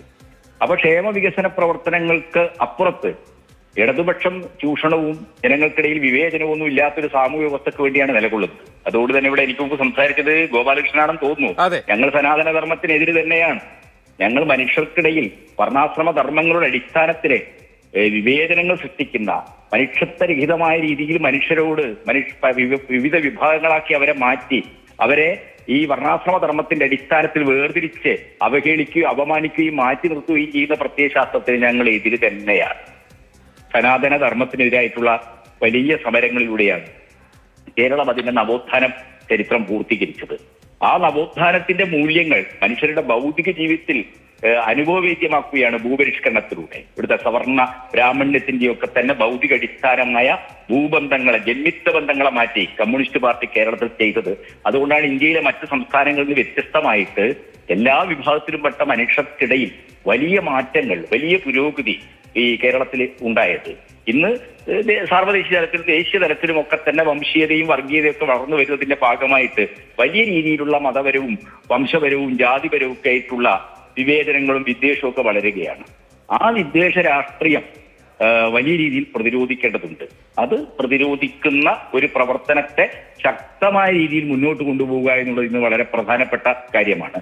ഏതെങ്കിലും മതത്തെയോ ഏതെങ്കിലും തരത്തിലുള്ള വിഭാഗത്തെയോ ആ മതത്തിന്റെയോ വംശത്തിന്റെയോ ജാതിയുടെയോ പേരിൽ അപമാനിക്കുന്ന, അവരോട് വളരെ വിവേചനപരവും വിദ്വേഷപൂർവമായ സമീപനം സ്വീകരിക്കുന്ന ഒരു തരത്തിലുള്ള പ്രതികരണത്തെയും ഇടതുപക്ഷം, കമ്മ്യൂണിസ്റ്റ് പാർട്ടി അതൊക്കെ രാഷ്ട്രീയ നിലപാട്. ശ്രീ കെ ടി എന്തുകൊണ്ട് തോറ്റു എന്ന് അവലോകനം ചെയ്യുമ്പോൾ നിശ്ചയമായും തോൽവി എന്നുള്ളത് സംഭവിച്ചതാണെന്ന് മാത്രമല്ല, പാർട്ടി ശക്തി കേന്ദ്രങ്ങളിൽ പാർട്ടിക്ക് വേണ്ടി വോട്ട് ചെയ്തുകൊണ്ടിരുന്ന ജനവിഭാഗം, പാർട്ടിക്ക് വേണ്ടി ഒരു കടമ എന്നതുപോലെ വോട്ട് ചെയ്തുകൊണ്ടിരുന്ന വിഭാഗം ഇത്തവണ വോട്ട് ചെയ്യാതിരിക്കുകയും വോട്ട് വേറെ ആളുകൾക്ക് കൊടുക്കുകയും ചെയ്തു എന്നുള്ളത് എന്തുകൊണ്ട് എന്ന് ആത്മവിമർശനപരമായി ഉൾക്കൊള്ളാനുള്ള അല്ലെങ്കിൽ അത് പരിശോധിക്കാനുള്ള ബാധ്യതയല്ലേ ഇപ്പോൾ ഏറ്റവും അടിയന്തരമായി കമ്മ്യൂണിസ്റ്റ് പാർട്ടിക്കുള്ളത്? തീർച്ചയായിട്ടും അതാണല്ലോ സംസ്ഥാന സെക്രട്ടറിയും അഖിലേന്ത്യാ സെക്രട്ടറിയും ഒക്കെ ഇന്ന് മാധ്യമങ്ങളോട് തന്നെ സംസാരിച്ചല്ലോ. എന്തുകൊണ്ട് ഈ രീതിയിലുള്ള ഒരു തിരിച്ചടി ഉണ്ടായി, അതിലേക്ക് പ്രസ്ഥാനത്തെ എത്തിച്ച എന്തെല്ലാം ദോഷങ്ങളാണ്, എന്തെല്ലാം തിന്മകളാണ് ഈ പ്രസ്ഥാനത്തിലുള്ളത്. കമ്മ്യൂണിസ്റ്റ് മൂല്യങ്ങൾക്ക് നിരക്കാത്ത, ജനങ്ങളിൽ നിന്ന് പാർട്ടിയെ അകറ്റുന്ന, അല്ലെങ്കിൽ ജനങ്ങൾക്ക് അവിശ്വാസം ഉണ്ടാക്കുന്ന എന്തൊക്കെ പ്രശ്നങ്ങളാണ് പാർട്ടിയിലുള്ളത്, അത് കൃത്യമായിട്ട് പരിശോധിച്ച് തെറ്റ് തിരുത്തി മുന്നോട്ട് പോവുക എന്നുള്ളത് തന്നെയാണ്. ഇപ്പോ കമ്മ്യൂണിസ്റ്റ് പാർട്ടിയായാലും ഏത് പാർട്ടിയായാലും ഏത് സർക്കാരായാലും തെറ്റുകൾ സംഭവിക്കാം. ആ സംഭവിച്ച തെറ്റുകൾ തിരുത്തുന്നതിന് കാണിക്കുന്ന സന്നദ്ധതയാണ് ഏറ്റവും പ്രധാനം. അത് തിരുത്തി മുന്നോട്ട് പോകും. വളരെ അഭിലാഷ് ഇവിടെ ചൂണ്ടിക്കാണിച്ചതുപോലെ വളരെ ഗൗരവാവഹമായ തിരിച്ചടി ഉണ്ടായിട്ടുണ്ട്. ആ തിരിച്ചടിക്ക് കാരണമായ പ്രശ്നങ്ങൾ ആഴത്തിൽ തന്നെ പരിശോധിച്ച് തിരുത്തിപ്പോകാനുള്ള ഒരു സംഘടനാ പ്രക്രിയ, അത് തിരുത്താനാവശ്യമായ നടപടികൾ, തിരുത്തുക എന്ന് പറഞ്ഞാൽ സൈദ്ധാന്തികമായ തിരുത്തൽ മാത്രമല്ല, തിരുത്താനാവശ്യമായ സംഘടനാ നടപടികൾ സ്വീകരിച്ച് മുന്നോട്ട് പോകുക. അങ്ങനെ മാത്രമേ കമ്മ്യൂണിസ്റ്റ് പാർട്ടിക്ക് ഏത് തലങ്ങളിലും നഷ്ടപ്പെട്ടു പോകുന്ന വിശ്വാസ്യതയെ, ജനങ്ങളുമായിട്ടുള്ള ബന്ധത്തെ പുനഃസ്ഥാപിച്ച് മുന്നോട്ട് പോകാൻ കഴിയും. എനിക്കൊരു ഇടവേള വേണം. അങ്ങ് അല്പസമയം കൂടി ടെലിഫോണിൽ തുടരും. ശ്രീ സി പി റാഷിദ്, ഇതുപോലെ എന്താണ് സംഭവിക്കുക കൃത്യമായി പറഞ്ഞ മറ്റൊരാൾ പ്രതിപക്ഷ നേതാവ് വി ഡി സതീശനാണ്. 100-ലധികം സീറ്റുകൾ, 102 സീറ്റുകൾ, 13 മന്ത്രിമാരുടെ തോൽവി തുടങ്ങിയ കാര്യങ്ങൾ അദ്ദേഹം പ്രവചിച്ചിരുന്നു. ഇതൊക്കെ ശരിയായി. പിണറായി വിജയൻ ആദ്യത്തെ 5 റൗണ്ടിൽ പിറകിൽ പോകുന്നൊന്നും ആരും വിചാരിച്ചതല്ല. ധർമ്മടം പോലൊരു മണ്ഡലത്തിൽ അതൊക്കെ സംഭവിച്ചു. എന്ത് അടിസ്ഥാനത്തിലാണ് ഇപ്പോൾ ഈ വോട്ടിങ്ങിന്റെ പാറ്റേൺ കണ്ട്, താങ്കൾ എന്തായാലും സാധാരണ അങ്ങനെ ഒരു ട്രെയിൻഡ് ആയിട്ടുള്ള സെഫോളജിസ്റ്റ് ഒന്നുമല്ല, ഡാറ്റ അങ്ങനെ എവിടുന്നെങ്കിലും എടുത്ത് സാമ്പിളിംഗ് മെത്തേഡ് സ്വീകരിച്ച് അങ്ങനെ ഡാറ്റ പ്രോസസ്സ് ചെയ്ത് ഒരു അസംഷനിൽ എത്തിയതുമല്ല. ഇങ്ങനൊരു നിഗമനം താങ്കൾ പ്രസിദ്ധീകരിക്കാൻ ആധാരമാക്കിയത് എന്താണ്? എന്ത് മെത്തഡോളജിയാണ്?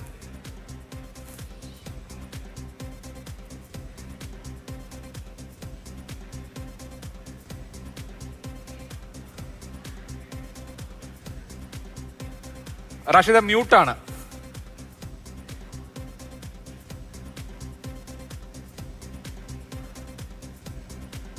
കേൾക്കുന്നില്ല. റാഷിദ് കേൾക്കാമോ? താങ്കളുടെ ആ കണക്ഷനിൽ മ്യൂട്ടാണോ? ഒന്ന് മ്യൂട്ട് മാറ്റിയിട്ട് സംസാരിച്ചാലേ കേൾക്കൂ. ഇപ്പൊ കേൾക്കാമോ? കേൾക്കാം. അഭിലാഷ്, ഞാൻ ആവർത്തിക്കാം. അതായത് പലരും ചോദിക്കുന്ന ചോദ്യമാണ് ഇത്. പലപ്പോഴും രാഷ്ട്രീയ പാർട്ടി നേതാക്കളോ അണികളോ എല്ലാവരും ഇതിൽ കണക്ക് കൂട്ടുന്നത് നമ്പറുകൾ വെച്ചിട്ടാണ്. പലപ്പോഴും അതിനെ ഞാൻ സ്വീകരിക്കാറില്ല. ഈ മനുഷ്യരുടെ വോട്ടിന്റെ ശതമാനം വെച്ചിട്ടാണ് ഞാൻ കണക്കാക്കാറില്ല. അതിന്റെ കാരണം എന്ന് പറയുന്നത് പബ്ലിക്കിന്റെ മൈൻഡുമായി ഇതിൽ റിലേറ്റഡ് ഒരു ഏരിയ എനിക്ക് കിട്ടാറുണ്ട്. ഒപ്പം തന്നെ പലരും ചോദിക്കുന്നതാണ് ഇതിലെന്ത് ശാസ്ത്രീയ വശമാണുള്ളത്. ഇതിൽ കണക്കുണ്ട്, അതുകൊണ്ട് തന്നെ ശാസ്ത്രീയമുണ്ട്. പക്ഷെ ഒരു ഘട്ടം കഴിഞ്ഞാൽ ഈ ഏർപ്പാടിൽ ഒരു അനുഭവപ്പെടും. അവിടെ നമ്മൾ നമ്മുടേതായ വ്യക്തിപരമായ കാഴ്ചപ്പാടുകൾ ബോധ്യങ്ങൾ നടക്കുമ്പോഴാണ് ഞാൻ ഏകദേശം 18ഓളം തെരഞ്ഞെടുപ്പുകളിൽ 16ഓളം തെരഞ്ഞെടുപ്പുകൾ കൃത്യമായി കിട്ടിയത്. അവിടെ ആ ശൂന്യതയിൽ നമ്മുടെ ബോധ്യങ്ങൾ നമ്മളെ ചിന്തിപ്പിക്കുന്നതിലേക്ക് ഞാൻ അതിലൊരു കൺക്ലൂഷൻ ഞാൻ തന്നെ കണ്ടെത്തുമ്പോഴാണ് എനിക്ക് അത് ശരിയായി വന്നിട്ടുള്ളത്. ആ രീതിയിലാണ് ഞാൻ ഈ നമ്പറുകളിലേക്ക് എത്തിയത്. ഓക്കെ, ഈ തരത്തിലുള്ള ഒരു സെന്റിമെന്റ്സ്, അതായത് ന്യൂനപക്ഷങ്ങൾക്കിടയിൽ CPM-നോടുള്ള വലിയ സംശയം, അതുപോലെ തന്നെ പാർട്ടി അണികൾക്കും അനുഭാവികൾക്കും ഒരു വിപ്രതിപത്തി, ശരിയല്ല ഈ പോക്ക്, തിരുത്തണം എന്ന തോന്നൽ, ഇതൊക്കെ എന്തായാലും 2021 ശേഷം ഉണ്ടായ കാര്യങ്ങളാണല്ലോ. അതെങ്ങനെ ഫോം ചെയ്തു? അത് ഏതെങ്കിലും നിലയ്ക്ക് ഇപ്പോൾ പല നിയമസഭാ ഉപതെരഞ്ഞെടുപ്പുകൾ വന്നു, തദ്ദേശ തെരഞ്ഞെടുപ്പ് വന്നു, ലോക്സഭാ തെരഞ്ഞെടുപ്പ് വന്നു, അത് അഡ്രസ് ചെയ്യാൻ ശ്രമിച്ചിരുന്നു CPIM-ഉം LDF-ഉം എന്ന് താങ്കൾ വിചാരിക്കുന്നുണ്ടോ? എന്തുകൊണ്ടാണ് ഇത് ഈ സമയത്ത് പീക്ക് ചെയ്തത്? ഈവൻ തദ്ദേശ തെരഞ്ഞെടുപ്പിനേക്കാളും വലിയ തരംഗമാണ് ഈ തെരഞ്ഞെടുപ്പിൽ ഉണ്ടായത്. തദ്ദേശ സ്വയംഭരണ തെരഞ്ഞെടുപ്പിലൊക്കെ റിസൾട്ട് ഒളിഞ്ഞു കിടന്ന ഒരു ഇടമുണ്ടായിരുന്നു, പലരും ശ്രദ്ധിച്ചില്ല എന്നുള്ളതുള്ളൂ. 13% മനുഷ്യർ 3 മുന്നണികൾക്കും അപ്പുറത്തുണ്ടായിരുന്നു. അവരുടെ വോട്ടിന്റെ ഒരു ആനുപാതിക ലെവലിൽ വെച്ചാൽ തന്നെ UDF-ലേക്ക് വരേണ്ട വോട്ടുകൾ 38% തദ്ദേശത്തിൽ കാണിച്ചത്, അതിൽ നിന്നൊരു 6% വോട്ട് നമുക്ക് ആ തരത്തിൽ തന്നെ ഒരു സിമ്പിൾ ലോജിക്കൽ കണക്കിലുണ്ടായിരുന്നു. അതിനപ്പുറം രാഷ്ട്രീയ സാഹചര്യത്തിലേക്ക് തന്നെ വരുമ്പോൾ CPM ഒരു തരത്തിലുള്ള മാറ്റങ്ങൾക്കും തയ്യാറായിട്ടുണ്ടായിരുന്നില്ല. CPM ഒരു കാലത്ത് അതിന്റെ അണികൾ വിശ്വസിക്കുമായിരുന്നു, അത് ഒരു വിരുദ്ധ അഭിപ്രായങ്ങളാണെങ്കിലും അണികൾ അത് വിശ്വസിക്കുമായിരുന്നു, നേതൃത്വം പറയുന്നത്. അതിന് കാരണം അത് ഇടത് ബോധ്യമായിരുന്നു ആ മനുഷ്യരിൽ. പക്ഷെ അത് അണികൾ ഈ കാലത്ത് ചോദ്യം ചെയ്യുന്ന കാലത്ത് കഴിഞ്ഞ ഒരു വർഷമായിട്ട് അതിന്റെ നേതാക്കൾ AK ബാലനെ പോലെയുള്ള പാർട്ടി സെക്രട്ടറിയെ പോലെയുള്ള ആളുകൾ പറയുന്നത് ഈ നാട് മൊത്തം വിശ്വസിക്കണമെന്നുള്ള രീതിയിലായിരുന്നു. അതിനോട് ഈ നാട് ചിരിക്കുകയായിരുന്നു. അതുപോലും തിരിച്ചറിയാൻ CPM-ന് കഴിഞ്ഞിട്ടുണ്ടായിരുന്നില്ല. ഒപ്പം തന്നെ സ്വജനപക്ഷപാതം അതിന്റെ അങ്ങേ അറ്റത്തായിരുന്നു. മറ്റുള്ള പാർട്ടികൾ ഇതൊക്കെ നടക്കുന്നുണ്ട് എന്നുള്ള ചോദ്യമൊന്നും അതിന്റെ ഒരു ആനുകൂല്യം CPM-ന് കിട്ടില്ല എന്നുള്ള തിരിച്ചറിവ് ഇല്ലാത്തത് കൊണ്ട് തന്നെയാണ് ആ രീതിയിലുള്ള സ്ഥാനാർത്ഥി നിർണയങ്ങൾ പോലും കേരളത്തിൽ മുന്നോട്ടേക്ക് വെച്ചത്. അതിനൊക്കെ കൂടി കിട്ടിയ ഒരു തിരിച്ചടി തന്നെയാണ് ഇത്. ഒപ്പം ഒന്നാം പിണറായി സർക്കാരിനെ നമ്മൾ ചോദിച്ചാൽ ഒരു കാലഘട്ടത്തിൽ മാധ്യമങ്ങളിലൊക്കെ ഇടത് നന്നാക്കികൾ എന്നുള്ള ആരോപണങ്ങൾ നേരിടുന്ന ആളുകൾ നിരന്തരം ചർച്ച ചെയ്ത് പാർട്ടി സെക്രട്ടറി ആയിരുന്ന പിണറായി വിജയനെ കുറിച്ചായിരുന്നു. എന്നാൽ ഒന്നാം സർക്കാരിന്റെ നേതൃത്വ സ്ഥാനത്തേക്ക് എത്തിയ പിണറായി വിജയൻ ഗംഭീരമായ പെർഫോമൻസ് ഈ നാടിനോട് കാഴ്ചവെച്ചിട്ടുണ്ടായിരുന്നു. ഇടതിന്റെ അടിസ്ഥാന രാഷ്ട്രീയം, അടിസ്ഥാന മനുഷ്യരിലേക്ക് ഓരോ വീടുകളിലേക്കും എത്തപ്പെടുന്ന രാഷ്ട്രീയം ആ സർക്കാർ പറഞ്ഞിട്ടുണ്ടെങ്കിൽ, രണ്ടാം സർക്കാർ വന്നതിന് ശേഷം സ്വജനപക്ഷപാതത്തിന്റെ ഉദാഹരണമായി നമുക്ക് ഒരു ഒറ്റ പോയിന്റ് എടുത്താൽ, നേരത്തെ ചേക്കുട്ടി സാർ പറഞ്ഞ ആ ചോദ്യം, മകളുമായി ബന്ധപ്പെട്ട സഭയിൽ ഉന്നയിച്ച ചോദ്യത്തോട് പ്രതികരിച്ചത് സ്വന്തം ഭാര്യയുടെ പെൻഷൻ പണത്തിൽ നിന്നുണ്ട് എന്ന് പറയുന്നത് ആരാണ്? ഈ നാടിന്റെ ഒരു അങ്ങേയറ്റം ക്രെഡിബിൾ ആണെന്ന് വിശ്വസിച്ചിരുന്ന ഒരു മുഖ്യമന്ത്രി പറയുമ്പോൾ മനുഷ്യർ ചിരിക്കുകയായിരുന്നു എന്നുള്ളത് പോലും തിരിച്ചറിഞ്ഞില്ല. നേരത്തെ പറഞ്ഞതുപോലെ ആ തരത്തിലുള്ള ഒരു വലിയ രീതിയിൽ പാറ്റേൺ ആയിരുന്നു ഇതിന്റെ അവസാന ഘട്ടം വരെ വന്നത്. പരാജയങ്ങൾ തുറിച്ചു നോക്കുന്നുണ്ട് എന്നുള്ളത് തിരിച്ചറിയാനുള്ള സംവിധാനം ഒരു കാലത്ത് CPM ഉണ്ടായിരുന്നു. അത് ഒരു തരത്തിലും വർക്ക് ചെയ്തില്ല അഭിലാഷ്. അതുകൊണ്ട് തന്നെയാണ് CPM ഈ ഒരു വല്ലാത്ത ഒരു പ്രതിസന്ധിയിലേക്ക് എത്തപ്പെട്ടത്. ആ പ്രതിസന്ധിയിലേക്ക് എത്തപ്പെടുമ്പോഴും തിരിച്ചു വരും ഈ കേരളത്തിൽ ഇടത് രാഷ്ട്രീയം മറ്റുള്ള ബംഗാൾ പോലെ ആവില്ല എന്നുള്ള ബോധ്യം തന്നെയാണ് എന്നിലുള്ളത്. അപ്പോഴും ജയിച്ചു വന്ന MLA-മാരിൽ ഈ നമ്പർ 35 ആ അടുത്തുള്ള നമ്പർമാർ എണ്ണമുള്ള ആളുകളിൽ അതിനുള്ള കപ്പാസിറ്റി ഉള്ള നേതാക്കൾ പോലും ഇല്ല. മുമ്പും ഇതുപോലെ മുന്നണികൾ 40 സീറ്റിലേക്ക് താഴോട്ട് പ്രതിപക്ഷം തീർന്നിട്ടുണ്ടെങ്കിലും ഈ ഒരു ഘട്ടത്തിൽ CPM നേരിടുന്ന പ്രധാനപ്പെട്ട വെല്ലുവിളി, ഇടതുപക്ഷം നേരിടുന്ന പ്രധാനപ്പെട്ട വെല്ലുവിളി ആ 35 അംഗങ്ങളുടെ എണ്ണം ഞാൻ കൃത്യമായി നോക്കിയില്ല. ആ അംഗങ്ങളിൽ ഈ 5 വർഷം പ്രതിപക്ഷത്തിരുന്ന് പ്രത്യേകിച്ച് ഉത്തരവാദിത്വം വളരെ വളരെ വലുതാണ്. ആ നിയമസഭാ കക്ഷി വളരെ പ്രധാനപ്പെട്ട നിയമസഭാ കക്ഷിയാണ്. 5 കൊല്ലം കൊണ്ട് ആ നിയമസഭാ കക്ഷിയുടെ പ്രവർത്തനം എന്ന് പറയുന്നത് അടുത്ത തവണ തിരിച്ചു വരണമെങ്കിൽ ആ തിരിച്ചുവരവിന് അരങ്ങൊരുക്കേണ്ടത് അവരാണ്. എത്രമാത്രം പെർഫോം ചെയ്യാൻ കഴിയുമെന്നുള്ളത് നിർണായകമായ ഒരു ചോദ്യവുമാണ്. ശ്രീ ജിൻഡോ ജോൺ, UDF-ന്റെ വലിയ വിജയം പോലെ തന്നെ കേരളത്തിൽ ഇതുവരെ ഇല്ലാത്തതുപോലെ BJP 3 സീറ്റ് നേടി. മുമ്പ് 2016 നിയമം വിജയിച്ചുവെങ്കിൽ കഴക്കൂട്ടവും അതുപോലെ തന്നെ കൊല്ലം ജില്ല ആദ്യമായി ചാത്തന്നൂർ വഴി ഒരു അംഗത്തെ BJP-ക്ക് സംഭാവന ചെയ്യുകയാണ്. ഇവിടെ നേരത്തെ ശ്രീ ഗോപാലകൃഷ്ണൻ പറഞ്ഞത് താങ്കൾ ശ്രദ്ധിച്ചിട്ടുണ്ടാവും. BJP-ക്ക് കേരളത്തെക്കുറിച്ച് വലിയ പദ്ധതികളുണ്ട്. ബംഗാളിൽ 2011 CPM തോക്കുമ്പോൾ 3 സീറ്റായിരുന്നു BJP-ക്കെങ്കിൽ ഇന്ന് അവർ പശ്ചിമ ബംഗാൾ ഭരിക്കുന്ന പാർട്ടിയാണ്.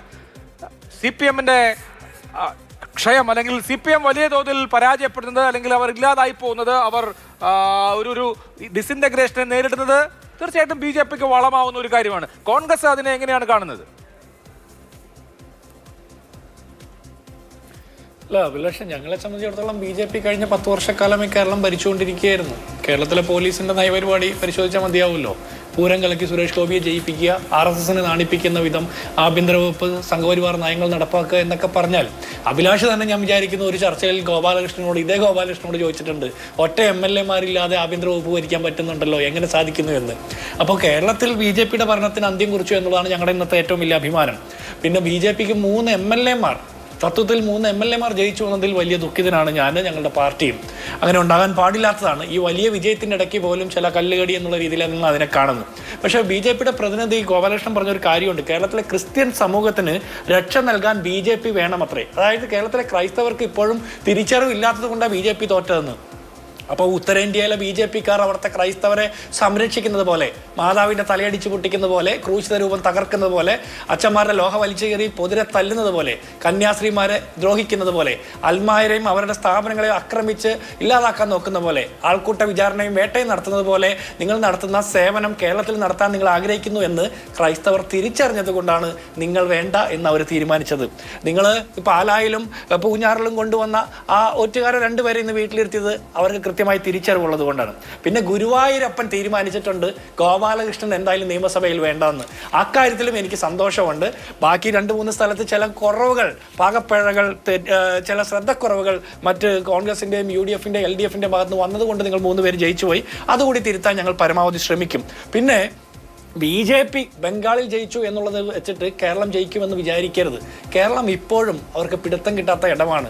അതുകൊണ്ടാണ് ഇപ്പോൾ കേരളം മുഴുവൻ ഇപ്പോൾ ചക്കപ്പുഴുക്ക് കൊണ്ട് തിന്ന് ആളുകൾ ബീഫ് കറിയും കൂട്ടി ചക്കപ്പുഴുക്ക് തിന്നുകൊണ്ടിരിക്കുന്ന ഒരു കാഴ്ചയും നമ്മൾ കാണുന്നുണ്ട്. അപ്പോൾ എല്ലാം കൂട്ടി വായിക്കുമ്പോഴാണ് കേരളത്തിൻ്റെ ജനാധിപത്യ ബോധത്തെ നമുക്ക് മനസ്സിലാക്കുന്നത്. പിന്നെ എനിക്ക് CPM-ൻ്റെ ഒരു ടേക്ക്, വെള്ളാപ്പള്ളി നടേശനും MV ഗോവിന്ദനും വിജയരാഘവനും AK ബാലനും ഒക്കെയാണ് കോൺഗ്രസിന് UDF-ന് ഇത്ര വലിയ വിജയം നൽകിയത്. ഇന്നത്തെ കാര്യത്തിൽ ഒറ്റ കാര്യത്തിൽ മാത്രമാണ് എനിക്ക് അത്ഭുതം ഉണ്ടായത്. ഇന്നത്തെ പരാജയത്തിന്റെ പേരിൽ ജമാഅത്തെ ഇസ്ലാമിക്കാർക്ക് തുമ്മൽ വന്നില്ല. അല്ലെങ്കിൽ നാട്ടിൽ എന്ത് സംഭവിച്ചാലും ജമാഅത്തെ ഇസ്ലാമിക്കാർക്കായിരിക്കും ചീത്ത മുഴുവൻ. അവർ വീട്ടിലിരുന്ന് ചുമ്മാ തുമ്മുന്ന രീതിയിൽ ഇങ്ങ് തള്ളിക്കൊണ്ടിരിക്കുക. ഇന്ന് അതിന് പോലും ശേഷിയില്ലാത്ത രീതിയിൽ ഒരു പാർട്ടി പ്രതിനിധിയെ മുഴുനീള ചർച്ചയ്ക്ക് വിടാൻ പോലും കിട്ടാത്തത്ര രീതിയിൽ അവർക്ക് ക്യാപ്സൂൾ നിർമ്മാണത്തിൽ പരാജയപ്പെട്ട് വീട്ടിലിരിക്കുകയാണ്.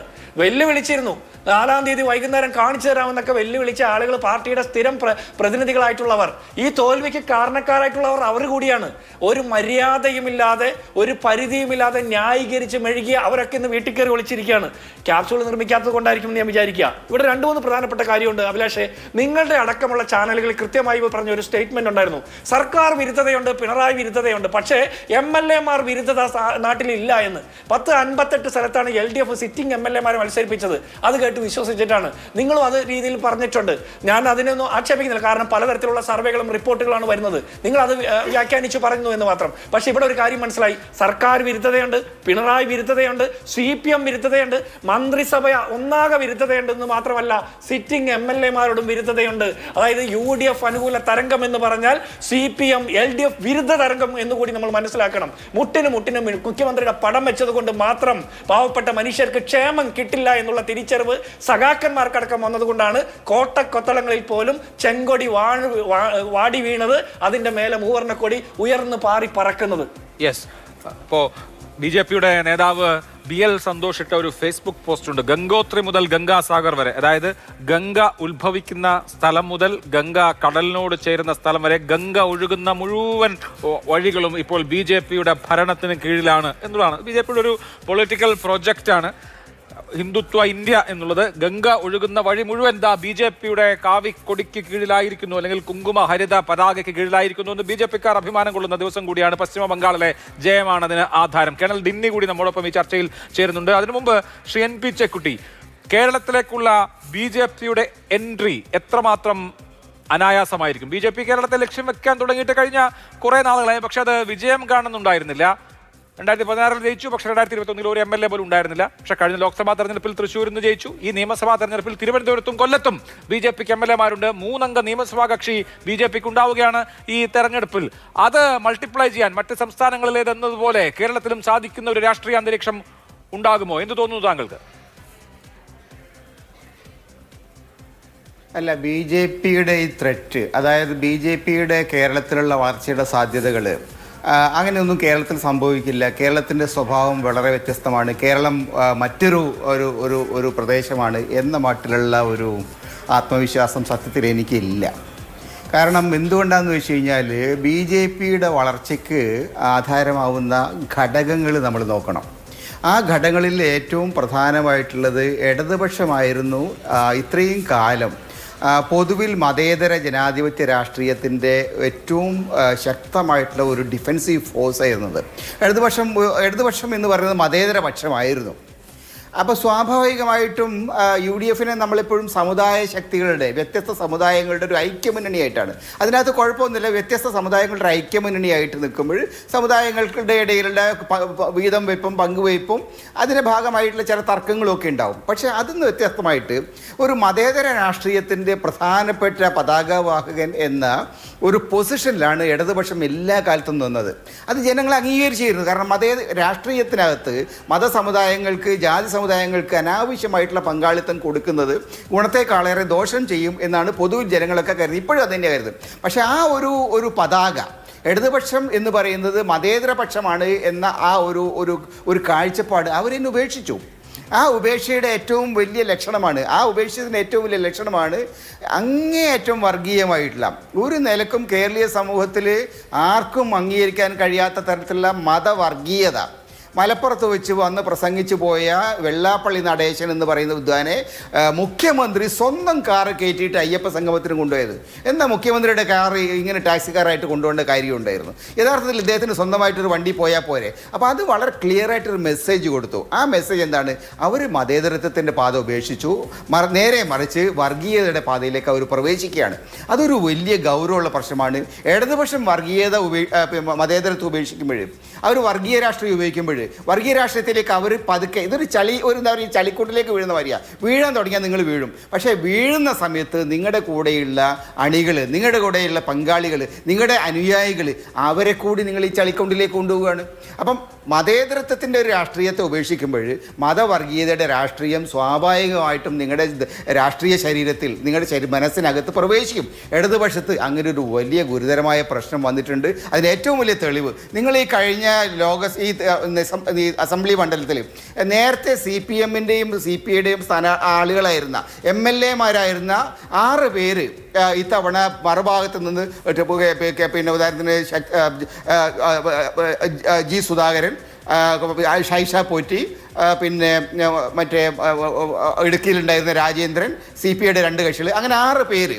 ഈ 6 പേരിൽ 3 പേര്, അതായത് രാജേന്ദ്രനും CPIയുടെ 2 പേരും, ഈ 3 പേരും യഥാർത്ഥത്തിൽ അവരുടെ ഇടതുപക്ഷ പാരമ്പര്യത്തെ പൂർണ്ണമായിട്ടും തൃണവൽഗണിച്ചു അല്ലെങ്കിൽ അവഗണിച്ചുകൊണ്ട് BJPയിലേക്കാണ് പോയിരിക്കുന്നത്.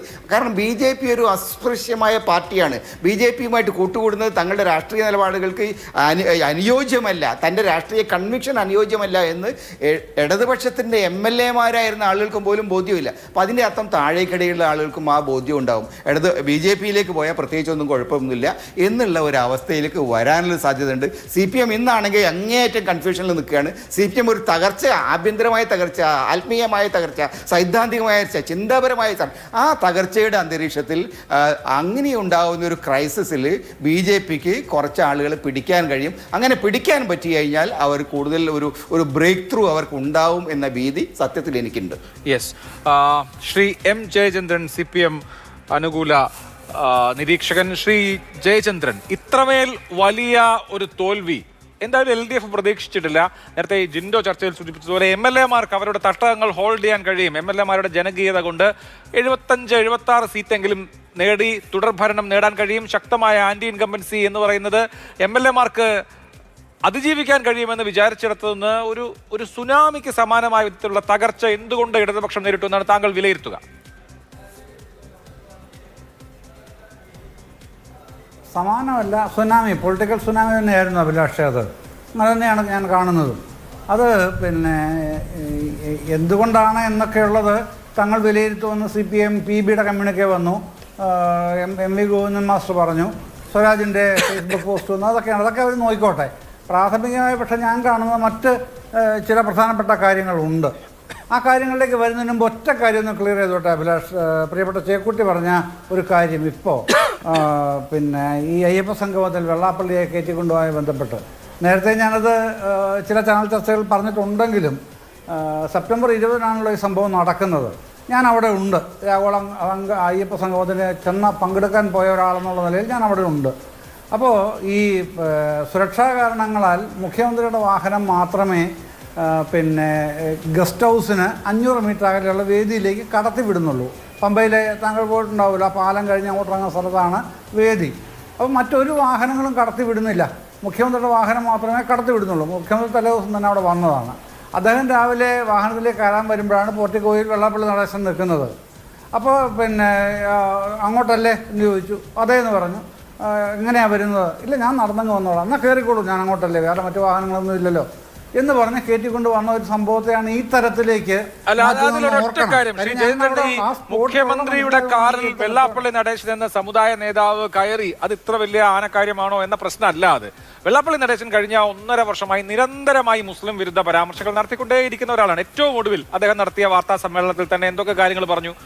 അത് മുസ്ലിം ലീഗിനെ കുറിച്ചൊന്നുമല്ല കേട്ടോ. മലപ്പുറത്ത് ന്യൂനപക്ഷ സമൂഹമല്ലാത്ത ആളുകൾക്ക്, മലപ്പുറത്ത് മുസ്ലിങ്ങളല്ലാത്ത ആളുകൾക്ക് ജീവിക്കാൻ കഴിയില്ല എന്ന മട്ടിൽ എത്രയോ കാര്യങ്ങൾ നിരന്തരം എപ്പോ മൈക്ക് വെച്ചോ അപ്പോഴൊക്കെ അത് പറയുമ്പോ അതിനെ നിരാകരിക്കാനോ അതിനെ തള്ളിപ്പറയാനോ എപ്പോഴാണ് ഇടതുമുന്നണിയുടെ നേതാക്കൾ, മുഖ്യമന്ത്രി അടക്കമുള്ള ആളുകൾ തയ്യാറായത്? എത്ര സ്വീകരണ യോഗങ്ങളിൽ മുഖ്യമന്ത്രിയും മന്ത്രിമാരും ഒക്കെ വെള്ളാപ്പള്ളി നടേശന്റെ ഓരോ ആഘോഷങ്ങൾ എന്ന പേരിലൊക്കെ എന്തോ ജൂബിലിയോ എന്നൊക്കെ പറഞ്ഞ് നടത്തി. എവിടെയെങ്കിലും ഇദ്ദേഹം പറയുന്ന നിലപാടുകൾ തെറ്റാണ്, ഇത് പൊതുസമൂഹത്തിന് സ്വീകാര്യമായിട്ടുള്ള കാര്യമല്ല, വർഗീയതയാണ് എന്ന നിലപാടെടുത്തില്ലല്ലോ. കേവലമായി കാറിൽ കയറ്റി എന്നുള്ളത് വേറെ വിഷയം. അല്ല, ഞാൻ അത്തരം കാര്യങ്ങൾ നിലപാട് പറയാനല്ല. പ്രിയ സ്നേഹിതൻ ചക്കുട്ടി അങ്ങനെ പറഞ്ഞതുകൊണ്ട് എനിക്കറിയാവുന്നൊരു വസ്തുത പിന്നെ പറയാൻ ഈ സന്ദർഭം വിനിയോഗിച്ചു എന്നുള്ളത് മാത്രമേ ഉള്ളൂ. പിന്നെ താങ്കൾ ചോദിച്ച വിഷയത്തിലേക്ക് അതൊരു വലിയ വിഷയമാണെങ്കിലും പിന്നെ ഈ പുതിയ ഭരണത്തിൽ ഒരു പ്രതീക്ഷയുള്ളൂ, അല്ലെങ്കിൽ ഒരു പ്രത്യാശ മാത്രം വെക്കുന്നു. നേരത്തെ തന്നെ 2019-ലും 2025-ലും യഥാക്രമം KN ഖാദർ അന്നത്തെ MLA-യും 2027 കുറുക്കോളി മൊയ്തീൻ MLA-യും രണ്ടുപേരും 2 പ്രമേയം അവതരിപ്പിച്ചിരുന്നു നിയമസഭയിൽ. നിയമസഭ അത് തള്ളിക്കളഞ്ഞെങ്കിലും മലപ്പുറം ജില്ലയെ 2 ആക്കണമെന്നുള്ളതായിരുന്നു പ്രമേയം. അത്തരം ഒരു നീക്കത്തിലേക്ക് അന്ന് രണ്ട് ഘട്ടത്തിലും സർക്കാർ പറഞ്ഞത് അങ്ങനെ ഉദ്ദേശിക്കുന്നില്ല. അത്തരത്തിൽ പ്രശ്നങ്ങളുണ്ടെന്നുണ്ടെങ്കിൽ അവിടെ തദ്ദേശഭരണ സ്ഥാപനങ്ങൾ ശക്തിപ്പെടുത്തുകയാണ് സർക്കാരിൻ്റെ നയം എന്നാണ് 2 ഘട്ടത്തിലും പറഞ്ഞത്. ആ ഒരു തരത്തിലേക്ക് പോകാതിരിക്കട്ടെ, മറ്റു കാര്യങ്ങൾ ഞാൻ പിന്നീട് പറഞ്ഞോളാം. ഇനി ഞാൻ പറയാൻ ശ്രമിച്ച വിഷയത്തിലേക്ക് വന്നാൽ 2 പ്രധാനപ്പെട്ട കാര്യങ്ങൾ പറയാനുണ്ടെന്ന് പറഞ്ഞല്ലോ. അത് കഴിഞ്ഞ തദ്ദേശഭരണ തെരഞ്ഞെടുപ്പ് കഴിഞ്ഞ ഉടനെ പിന്നെ ഡിസംബർ 13-നാണ് റിസൾട്ട് വന്നത്. അതിനുശേഷം ആ മാസം ഒടുവിൽ CPM സംസ്ഥാന നേതൃയോഗം ചേർന്ന് കാര്യങ്ങൾ വിലയിരുത്തുകയും ആ അനാലിസിസിൻ്റെ വിലയിരുത്തുന്ന അടിസ്ഥാനത്തിൽ ഉണ്ടായ ഒരു തീരുമാനം എന്നുള്ള നിലയ്ക്ക് ജനുവരിയിൽ തീരുമാനമായിട്ട് പുറത്തിറങ്ങിയ വസ്തുത എന്ന് പറയുന്നത് പഞ്ചായത്ത് തെരഞ്ഞെടുപ്പിലെ പരാജയമാണ് വിലയിരുത്തിയത്. എന്നിട്ട് പറയുന്നു, ആ തീരുമാനത്തിൽ പറയുന്നു, ഭരണപരമായും രാഷ്ട്രീയ സംഘടനാപരമായും തിരുത്തലുകൾ ആവശ്യമുണ്ട് എന്നാണ് പാർട്ടി സംസ്ഥാന നേതൃയോഗം കണ്ടത് എന്ന തീരുമാനത്തിൽ പറയുന്നുണ്ട്. ഭരണപരമായും രാഷ്ട്രീയ സംഘടനാപരമായും തിരുത്തലുകൾ ആവശ്യമുണ്ട്. പിന്നീട് നമ്മൾ കാണുന്നത് ഭരണപരമായ തിരുത്തലുകൾ എന്ന ആ ഒരു പ്രക്രിയ ചില കാര്യങ്ങളിൽ പുതിയ സമീപനം സ്വീകരിക്കുന്നുണ്ടല്ലോ LDF സർക്കാർ. ഈ പുതിയ ക്ഷേമ പദ്ധതികൾ, DA കുടിശ്ശികയുടെ കാര്യത്തിലുള്ള നിലപാടുകൾ ഒക്കെയായിട്ട് ചില പുതിയ ഭരണ നവീകരണ പ്രവർത്തനങ്ങളിലേക്ക് പിണറായി സർക്കാർ കടന്നു പോകുന്നുണ്ട്. അപ്പോൾ പിണറായി ആണല്ലോ അതിന് നേതൃത്വം കൊടുക്കുന്നത്. മാറ്റങ്ങൾ കൊണ്ടുവരണം എന്ന് തീരുമാനിക്കുകയും നേതൃത്വം കൊടുക്കുകയും ചെയ്യുന്ന ആ ക്യാബിനറ്റിൻ്റെ തലവൻ അപ്പോഴും മുഖ്യമന്ത്രിയാണല്ലോ. അപ്പോൾ ആ തരത്തിലുള്ള നവീകരണം അല്ലെങ്കിൽ തിരുത്തലുകൾ ഭരണപരമായി അവിടെ നടപ്പാക്കപ്പെടുന്നുണ്ട്. അതേസമയം രാഷ്ട്രീയ സംഘടനാപരമായ തിരുത്തലുകൾ എന്ന് പറഞ്ഞ അടുത്ത ഭാഗത്തിന് അതിന് യാതൊരു പ്രാധാന്യവും കൊടുക്കാതെ പോയി എന്നുള്ളതാണ് പിന്നീട് കാണുന്ന അവസ്ഥ. അത് ചെറിയ കാര്യമല്ല അഭിലാഷേ, ഏറ്റവും പ്രധാനപ്പെട്ട നിർണായകമായ കാര്യം എന്ന് ഞാൻ പിന്നെ പറയുന്ന ആ ഒരു പ്രശ്നമാണ്. രാഷ്ട്രീയ സംഘടനാപരമായ തിരുത്തൽ എന്ന് പറയുമ്പോൾ സ്റ്റേറ്റ് കമ്മിറ്റി മുതൽ താഴെ ബ്രാഞ്ച് കമ്മിറ്റികൾ വരെ ആ തിരുത്തലുകൾ വരേണ്ടതാണ്. പക്ഷേ പിന്നീട് എന്താണ് കാണുന്നത്? പിന്നീട് കാണുന്നത് പിന്നെ ശബരിമല സ്വർണ്ണക്കവർച്ച കേസ് അടക്കമുള്ള കാര്യങ്ങളിൽ അതുണ്ട്. ഇപ്പോൾ ഈ ചർച്ചയിൽ പങ്കെടുക്കുന്ന പാനലിസ്റ്റുകളിൽ പ്രത്യേകിച്ച് ജിൻഡോയെ പോലുള്ളവരൊക്കെ ഞാൻ കൂടെ പങ്കെടുത്ത ചില ചർച്ചകളിൽ ഒട്ടനവധി ചർച്ചകൾ പറഞ്ഞിട്ടുള്ള ഒരു പ്രധാന പ്രശ്നം, എന്തുകൊണ്ട് നിങ്ങൾ പത്മകുമാറിനെതിരെ നടപടി എടുക്കുന്നില്ല? ഞാൻ നിരായുധനായി പോകുന്ന ചോദ്യങ്ങളാണ് എപ്പോഴും അത്തരം കാര്യങ്ങൾ. നമുക്കൊക്കെ പറയാൻ കഴിയുന്ന ഒറ്റ കാര്യമേ ഉള്ളൂ, പാർട്ടി സംസ്ഥാന സെക്രട്ടറി പറഞ്ഞിരിക്കുന്നു ചാർജ് ഷീറ്റ് വരട്ടെ എന്നിട്ട് നടപടി എടുക്കാം. ഈ മറുപടി പറഞ്ഞ് ഒഴിയുകയില്ലാതെ മറ്റു കാര്യങ്ങളൊന്നുമില്ല. അപ്പോൾ അതടക്കമുള്ള കാര്യങ്ങളിലാണ് ഈ രാഷ്ട്രീയ സംഘടനാപരമായ തിരുത്തലുകൾ എന്ന ആ ഒരു ഭാഗം വരേണ്ടത്. അത് വരുന്നില്ല. അതിനുശേഷം പിന്നീട് ജി സുധാകരൻ പറയുന്ന പൊളിറ്റിക്കൽ ക്രിമിനലിസം എന്നുള്ള പ്രശ്നം വരുന്നു. അതിന് പിന്നാലെ വരുന്നത് എന്താണ്, കുഞ്ഞികൃഷ്ണൻ പറയുന്ന നെപ്പോട്ടിസം, ആ പ്രശ്നം വരുന്നു. ഇത്തരം കാര്യങ്ങളെല്ലാം അവിടെ വരുന്നുണ്ട്. അപ്പോൾ അത്തരം കാര്യങ്ങൾക്കൊക്കെ തിരുത്തൽ വരുത്തേണ്ട ഉത്തരവാദിത്വമുള്ളത് രാഷ്ട്രീയ സംഘടനാപരമായിട്ടാണ് എന്ന് രേഖയിൽ തന്നെ പറയുന്നുണ്ട്. സ്റ്റേറ്റ് കമ്മിറ്റിയുടെ അനാലിസിസിൽ തന്നെ പറയുന്നുണ്ട്, അത് തീരുമാനമായിട്ട് പറയുന്നുണ്ട്. അത് എത്രത്തോളം നടപ്പിലാക്കാനായി എന്നുള്ള പരിശോധന വരുന്നില്ല എന്നുള്ള ഭാഗത്ത് നിൽക്കുമ്പോൾ തന്നെ ഈ ഇലക്ഷൻ ജനങ്ങൾ പാർട്ടിയെ തിരുത്തി ആ തിരുത്തലിന് വിധേയപ്പെടുന്ന പാർട്ടി ഇനി എന്ത് ചെയ്യും എന്നുള്ളതാണ് പ്രധാനം. കേണൽ എസ് ഡിന്നി കൂടി നമ്മോടൊപ്പം. ശ്രീ ഡിന്നി, താങ്കളുടെ കൊല്ലത്ത് നിന്ന് BJPക്ക് ഒരു അംഗത്തെ നിയമസഭയിലേക്ക് കിട്ടി എന്നുള്ളത് ശരിയാണ്. പക്ഷേ പൊളിറ്റിക്കലി ഉദ്ദേശിച്ച ടാർഗറ്റ് അച്ചീവ് ചെയ്യാൻ കഴിഞ്ഞോ?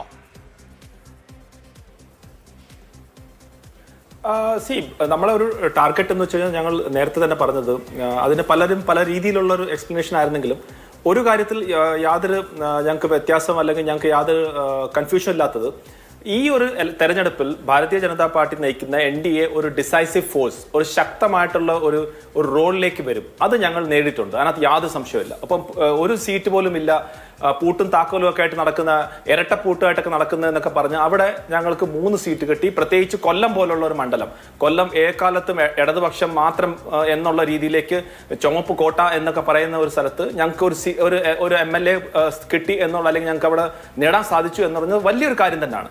അപ്പൊ ഞങ്ങൾക്ക് അതിനകത്ത് തർക്കമൊന്നുമില്ല. അതായത് 3 സീറ്റ് കിട്ടി. 3 സീറ്റ് എന്ന് പറഞ്ഞാൽ അത് നിയമസഭയിൽ 3 MLA-മാർ പ്രതിപക്ഷത്തിന്റെ യഥാർത്ഥത്തിലുള്ള റോളിൽ അവിടെ ശക്തമായിട്ട് തന്നെ പ്രതികരിക്കുകയും മറ്റു കാര്യങ്ങളൊക്കെ ചെയ്യും. അതുകൊണ്ട് ഇനി വരും ദിവസങ്ങളിൽ ഈ പഴയ കാലത്തുള്ള ഈ ഒരു മുന്നണി ഒന്നീ LDF അല്ലെങ്കിൽ UDF എന്നുള്ള രീതിയിലേക്ക് മാറിക്കഴിഞ്ഞു. അപ്പം ഇനിയിപ്പോ LDF-ന്റെ സ്ഥിതി എന്താണെന്ന് നമുക്ക് കണ്ടു. LDF-ന്റെ സ്ഥിതി വളരെ ദയനീയമായിട്ടുള്ള ഒരു അവസ്ഥയാണ്. അതിനകത്ത് ശ്രീ അഭിലാഷ്, എനിക്ക് ഏറ്റവും അതിശയം തോന്നുന്ന കാര്യം എന്ന് വെച്ചാൽ, തോൽവികൾ നടക്കാറുണ്ട്, രാഷ്ട്രീയ തോൽവികളൊക്കെ സാധാരണയാണ്, എല്ലാ പാർട്ടിക്കും തോൽവികൾ വരാറുണ്ട്. പക്ഷെ തോറ്റ് കഴിഞ്ഞിട്ട് പോലും അവർക്ക് തോൽവി സമ്മതിക്കാൻ പോലും സാധിക്കുന്നില്ല എന്നുള്ളതാണ്.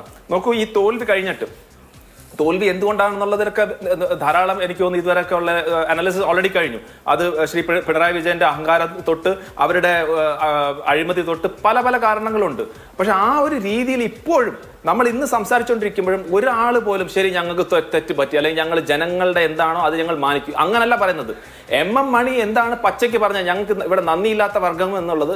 ഇന്ന് M സ്വരാജ് അത് താത്വികമായിട്ട് അവലോകനം ചെയ്ത് അദ്ദേഹം എന്താ പറഞ്ഞത്, അനർഹമായിട്ടുള്ള പരാജയം, ലാഘവത്തോടെ കണ്ടു, ഉദാസീനത, ഇതൊക്കെയാണ് ജനങ്ങളെ കുറിച്ച് പറയുന്നത്. ഒന്ന് ആലോചിച്ച് നോക്കൂ.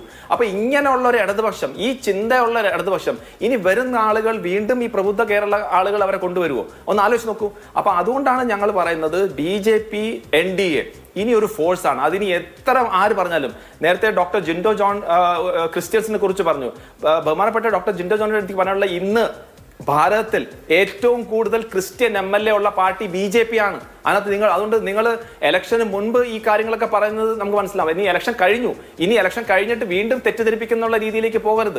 അപ്പൊ ഇനി ആ രീതിയിലേക്കുള്ള ഒരു നരേറ്റീവ് നിങ്ങൾക്ക് സൃഷ്ടിക്കാൻ സാധിക്കില്ല. നിങ്ങൾക്ക് എക്കാലത്തും എല്ലാവരെയും നിങ്ങൾക്ക് മണ്ടന്മാരാക്കാൻ പറ്റത്തില്ല. നിങ്ങൾ ഈ വിഷം കുത്തിവെച്ച് കൊണ്ടുപോകുന്ന ആ രീതിയും കഴിഞ്ഞു.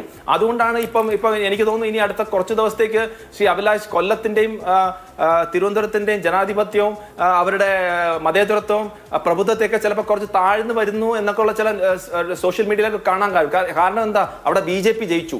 BJP എങ്ങനെ ജയിക്കാൻ പറ്റും എന്നുള്ളതാണ്. BJPക്ക് ഒരിക്കലും ജയിക്കാൻ പറ്റത്തില്ല എന്നുള്ള ഒരു നരേറ്റീവ് ഉണ്ടായിരുന്നല്ലോ, അതിനെ മറിച്ചുകൊണ്ടാണ് തിരുവനന്തപുരത്തും കൊല്ലത്തും ജയിച്ചിരിക്കുന്നത്. അപ്പൊ ഇവിടുത്തെ ആളുകൾ പെട്ടെന്ന് ഇനിയിപ്പോ പ്രബുദ്ധത കുറഞ്ഞൊക്കെ വരും എന്നുള്ള രീതിയിലേക്ക് മാറും.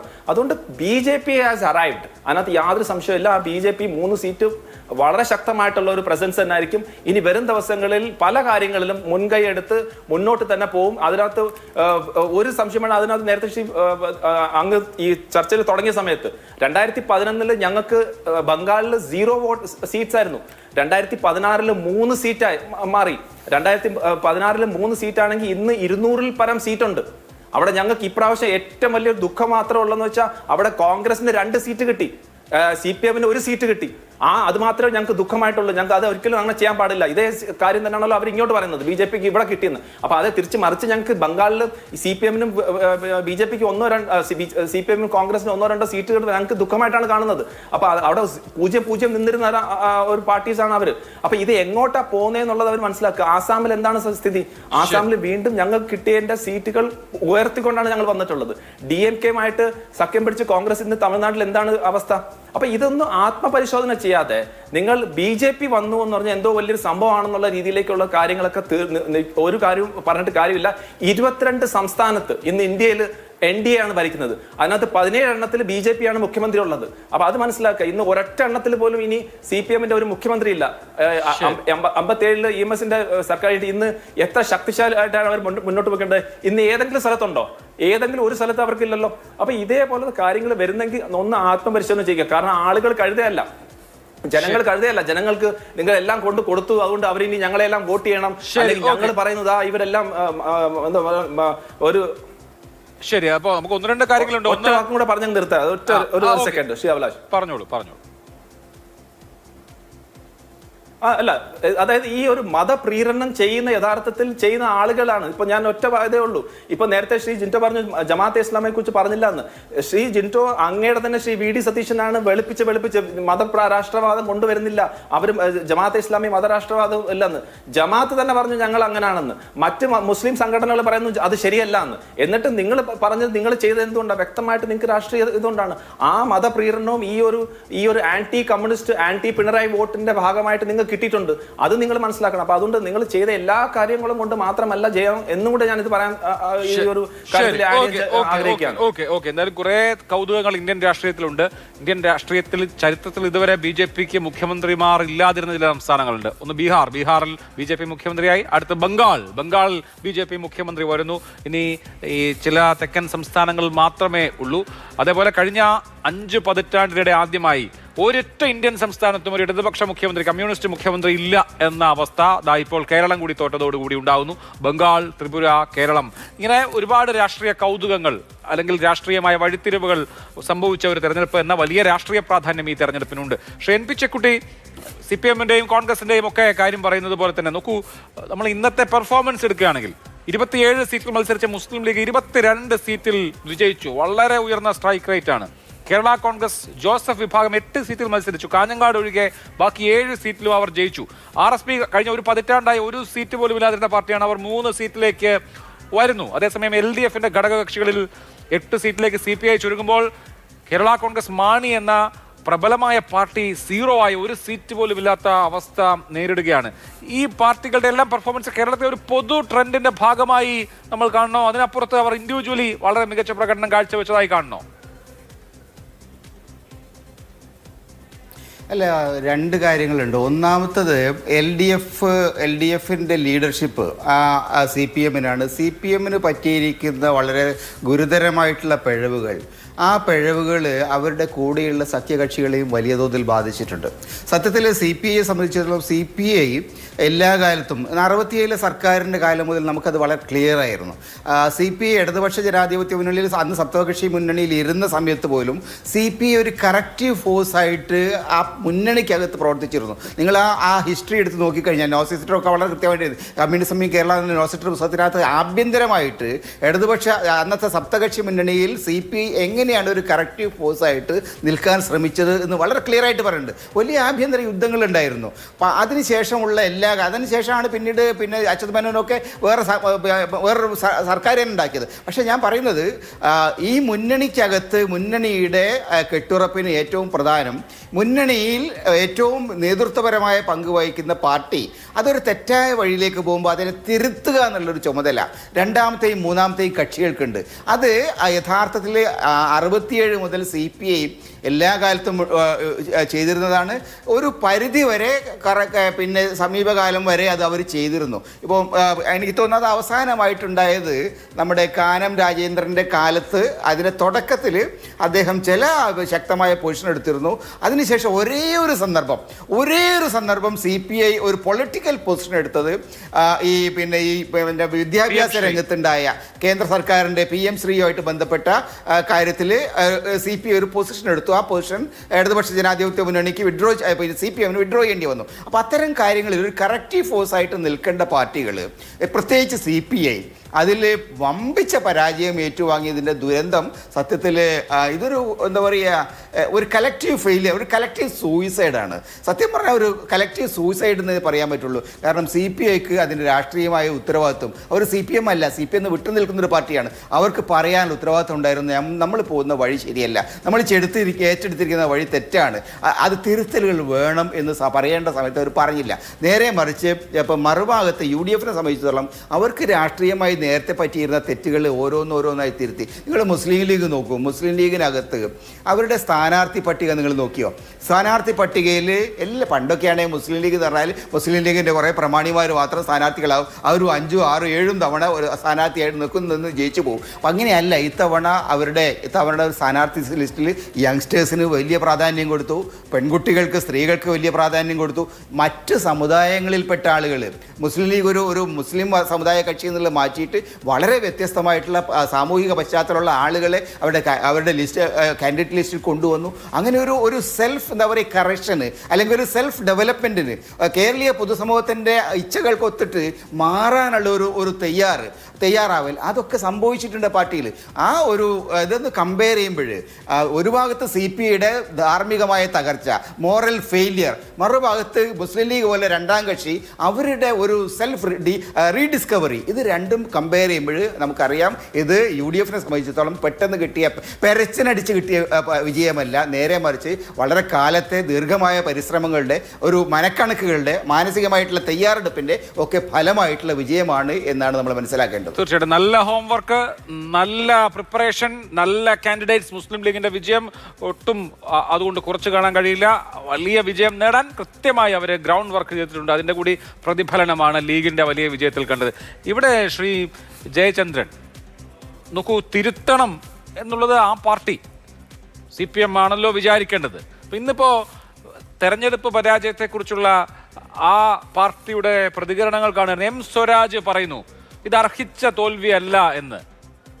തോൽവി ഉണ്ടായാൽ തോൽവിയെ ഉൾക്കൊള്ളുക എന്നുള്ളതാണല്ലോ. ഈ തോൽവി ഞങ്ങൾ അർഹിക്കുന്നതല്ല എന്ന് നിലപാടെടുത്തിട്ട് എന്താണ് കാര്യം? പിന്നെ അദ്ദേഹം പറയുന്നത് ജനങ്ങൾ, അതായത് വോട്ട് ചെയ്ത ആളുകൾ അലസമായി കാര്യങ്ങളെ സമീപിച്ചു. അപ്പോൾ ഞങ്ങൾക്കല്ല, ഞങ്ങൾക്ക് ഒരു കുഴപ്പവും ഉണ്ടായിട്ടില്ല. വോട്ട് ചെയ്ത ആളുകൾ അലസമായി ഈ കാര്യങ്ങൾ കണ്ടതുകൊണ്ടാണ്, വോട്ട് ചെയ്ത ആളുകളുടെ കുഴപ്പമാണ് ഞങ്ങളുടെ തോൽവി എന്നൊക്കെ പറയുന്ന നിലയിലാണ് കാര്യങ്ങളെങ്കിൽ ഏതെങ്കിലും തരത്തിലൊരു കറക്ഷന്റെ സാധ്യതയെങ്കിലും വിദൂരമായെങ്കിലും ഉണ്ടോ?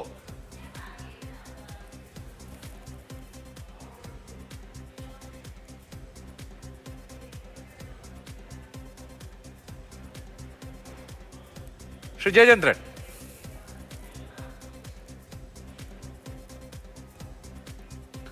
അദ്ദേഹത്തിന്റെ കണക്ഷൻ കട്ടായെന്ന് തോന്നുന്നു. ഞാൻ ശ്രീ ജയചന്ദ്രന്റെ കണക്ഷൻ ശരിയായ ശേഷം ഞാൻ അദ്ദേഹത്തിലേക്ക് വരാം. ശ്രീ ജിൻഡോ, ജയിപ്പിച്ച ജനങ്ങളോട് വലിയ ഉത്തരവാദിത്വം കാണിക്കുക, ജനവിധിയെ ആദരിക്കുക എന്നുള്ളതാണ് ഇനി UDFനെ സംബന്ധിച്ച് ചെയ്യാനുള്ളത്. ഇനി കേരളത്തെ അടുത്തതായിട്ട് ആര് നയിക്കണം എന്ന് തീരുമാനിക്കേണ്ടത് കോൺഗ്രസ് പാർട്ടിയാണ്. കാരണം കോൺഗ്രസ് പാർട്ടിക്കാണല്ലോ മുഖ്യമന്ത്രി, മന്ത്രിമാരെ ഉടൻ കണ്ടെത്തേണ്ടതുണ്ട്. ഇത്തരം കാര്യങ്ങളിലൊക്കെ ഇപ്പോൾ തന്നെ നമുക്കറിയാലോ, ഫ്ലക്സ് യുദ്ധങ്ങൾ, സോഷ്യൽ മീഡിയ പോരാട്ടങ്ങൾ, ഇങ്ങനെയൊക്കെയുള്ള കാര്യങ്ങളുണ്ട്. വോട്ട് ചെയ്ത ജനങ്ങളുടെ അവരുടെ ആ ഗുഡ് വില്ല് പോകുന്ന വിധത്തിൽ കാര്യങ്ങൾ ഉണ്ടാവുമോ?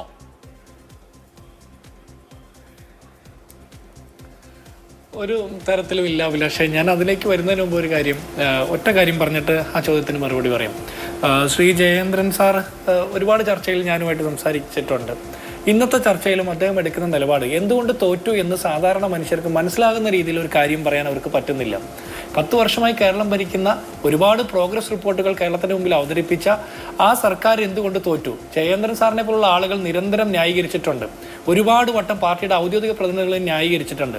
ആ വാദങ്ങളെല്ലാം തള്ളി പാർട്ടിയുടെ സഖാക്കന്മാർ പോലും തോൽപ്പിച്ചതിന് ഒരു കാരണം ഇവർക്ക് കണ്ടെത്താൻ പറ്റുന്നില്ലെങ്കിൽ, ആ കണ്ടെത്തിയ കാരണം പൊതുസമൂഹത്തോട് വിളിച്ചു പറയാൻ പറ്റുന്നില്ലെങ്കിൽ വലിയ മൂല്യച്യുതി ഇടതുപക്ഷമെന്ന് അവകാശപ്പെട്ട ഇവരുടെ പക്ഷത്തിന് സംഭവിച്ചു. യഥാർത്ഥ ഇടതുപക്ഷം ഇവരല്ല എന്ന്. ഇപ്പൊ ഈ ചർച്ചയിൽ തന്നെ അദ്ദേഹം എടുത്തൊരു ടേക്ക് ഉണ്ട്. പത്മകുമാറിന് എന്തുകൊണ്ട് നടപടി എടുത്തില്ല, ശബരിമല വിഷയത്തിൽ എന്തുകൊണ്ട് മറുപടി ഉണ്ടോ എന്ന് ചോദിച്ചു, ഇല്ല അത് വന്നു എന്നൊക്കെ അദ്ദേഹം ഇപ്പോൾ സമ്മതിക്കുകയാണ്. ഇതല്ലേ ഞങ്ങൾ അന്നും പറഞ്ഞത്.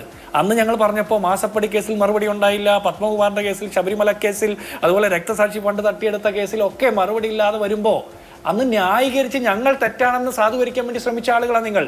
എന്നിട്ട് നിങ്ങൾ ഇടതുപക്ഷമാണെന്ന് സ്വയം അവകാശപ്പെട്ടു.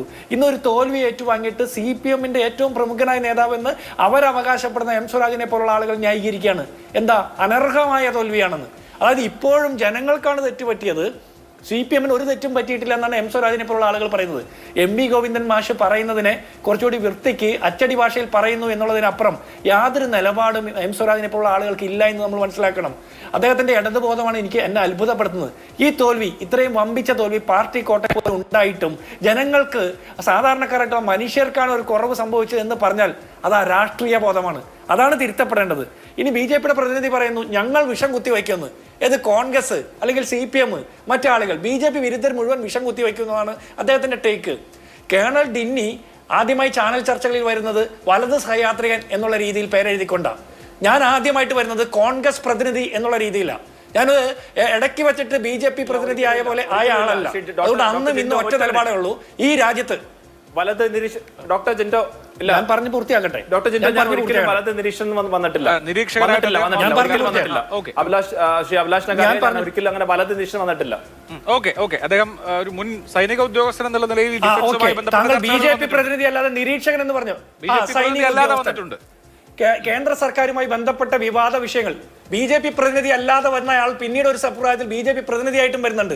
അദ്ദേഹം സൈനിക ഉദ്യോഗസ്ഥൻ, സൈനിക നിരീക്ഷകൻ എന്നുള്ള രീതിയിൽ വന്നപ്പോഴും BJP-ക്ക് വേണ്ടിയിട്ടുള്ള ടേക്ക് എടുത്തിട്ടുള്ളത് എനിക്ക് നല്ല ഓർമ്മയുണ്ട്. അദ്ദേഹവും ഞാൻ ചർച്ചയ്ക്ക് ഇരുന്നിട്ടുള്ളത്. അപ്പോൾ അങ്ങനെ ഇടക്കാലം കൊണ്ട് ഒരു പാർട്ടി പ്രതിനിധിയായി വന്ന ഒരാളല്ല ഞാൻ. കൃത്യമായ രാഷ്ട്രീയ ബോധ്യത്തോടെ പറയുന്നത്, എത്ര ക്രിസ്ത്യൻ MLA-മാർ BJP-യിൽ ഉണ്ടായാലും ഈ രാജ്യത്തെ ക്രൈസ്തവരെ ഏറ്റവും കൂടുതൽ വേട്ടയാടാൻ മുന്നിൽ നിന്ന് നയിക്കുന്നത് സംഘപരിവാറിന്റെ രാഷ്ട്രീയ ബോധ്യമാണ്. എത്ര SC MLA-മാർ നിങ്ങൾക്കുണ്ടെങ്കിലും ഈ രാജ്യത്തെ മനുഷ്യരെ ജാതിയുടെ മതത്തിന്റെ പേരിൽ വേട്ടയാടുന്നത് സംഘപരിവാറിന്റെ ഭരണകൂടമാണ്.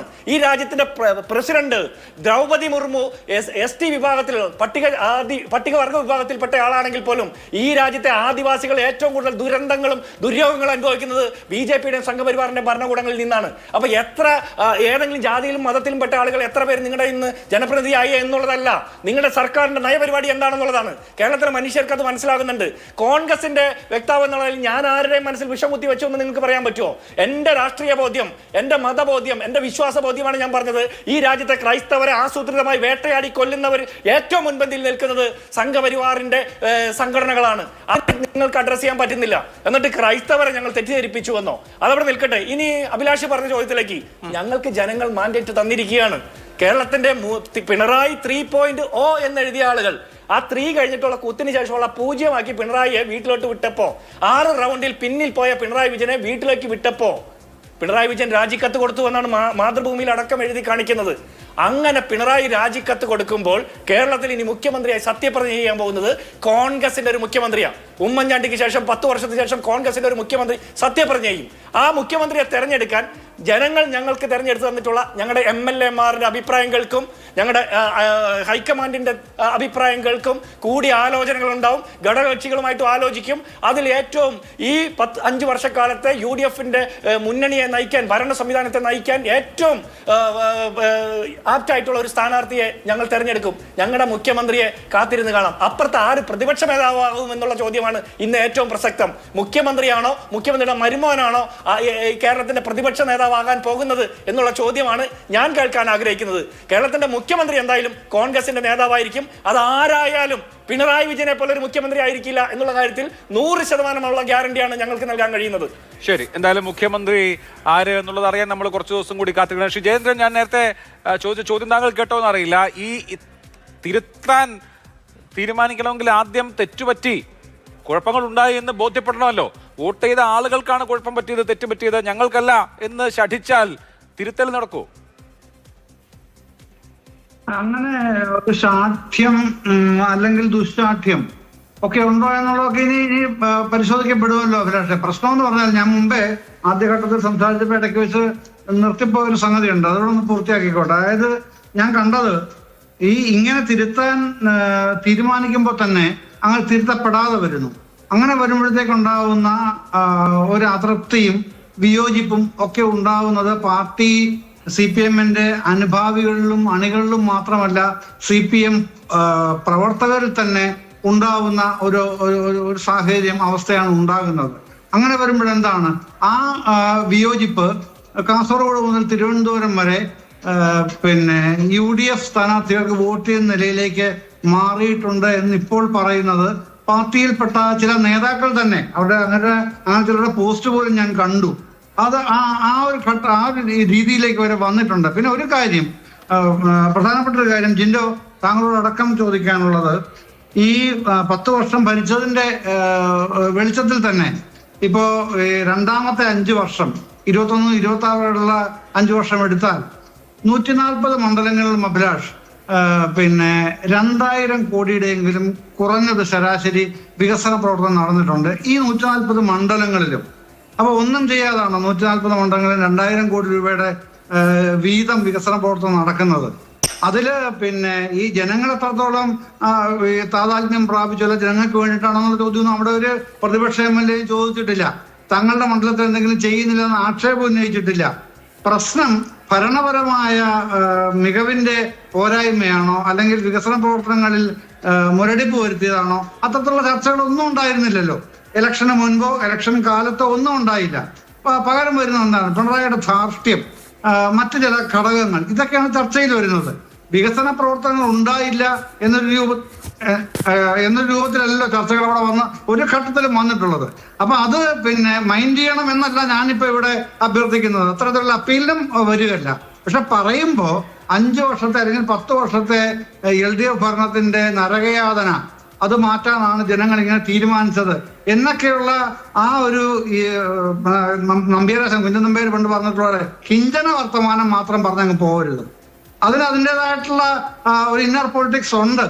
ആ ഇന്നർ പൊളിറ്റിക്സിൽ CPM-വുമായിട്ട് ബന്ധപ്പെട്ട LDF-വുമായി ബന്ധപ്പെട്ട കാതലായി ഞാൻ മനസ്സിലാക്കിയ കാര്യങ്ങൾ ഞാനിവിടെ പറഞ്ഞല്ലോ. അതിന്റെ അപ്പുറത്തേക്കും കാര്യങ്ങളുണ്ടെന്നേ.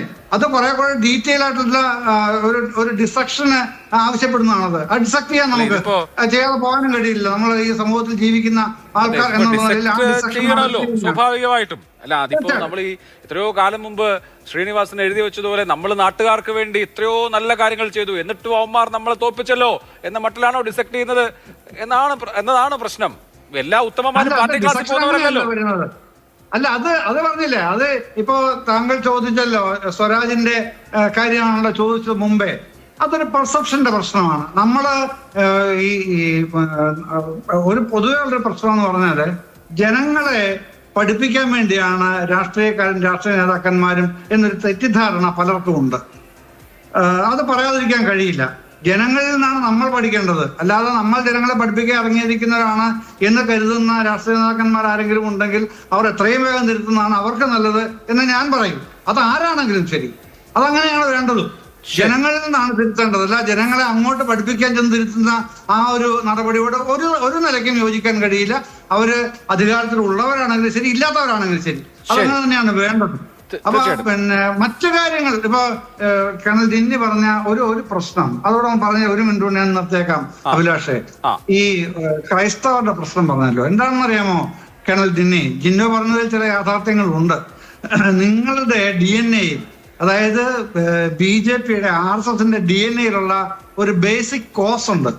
അതായത് ഈ മുസ്ലിംസ് ആൻഡ് ക്രിസ്ത്യൻസ് എന്ന് പറയുന്നത് അവരുടെ ഫാദർലാൻഡാണ് അവർക്ക് പ്രധാനം. അവർക്ക് മദർലാൻഡ് വേണ്ട എന്നാണ് നിങ്ങൾ എഴുതി വെച്ചിരിക്കുന്നത്. എന്നാണ് 1923 ദ ഹിന്ദുത്വ എന്ന് പറയുന്ന നിങ്ങളുടെ പരമാചാര്യന്റെ പുസ്തകം ഉണ്ടല്ലോ, ഇപ്പോഴും കിട്ടും.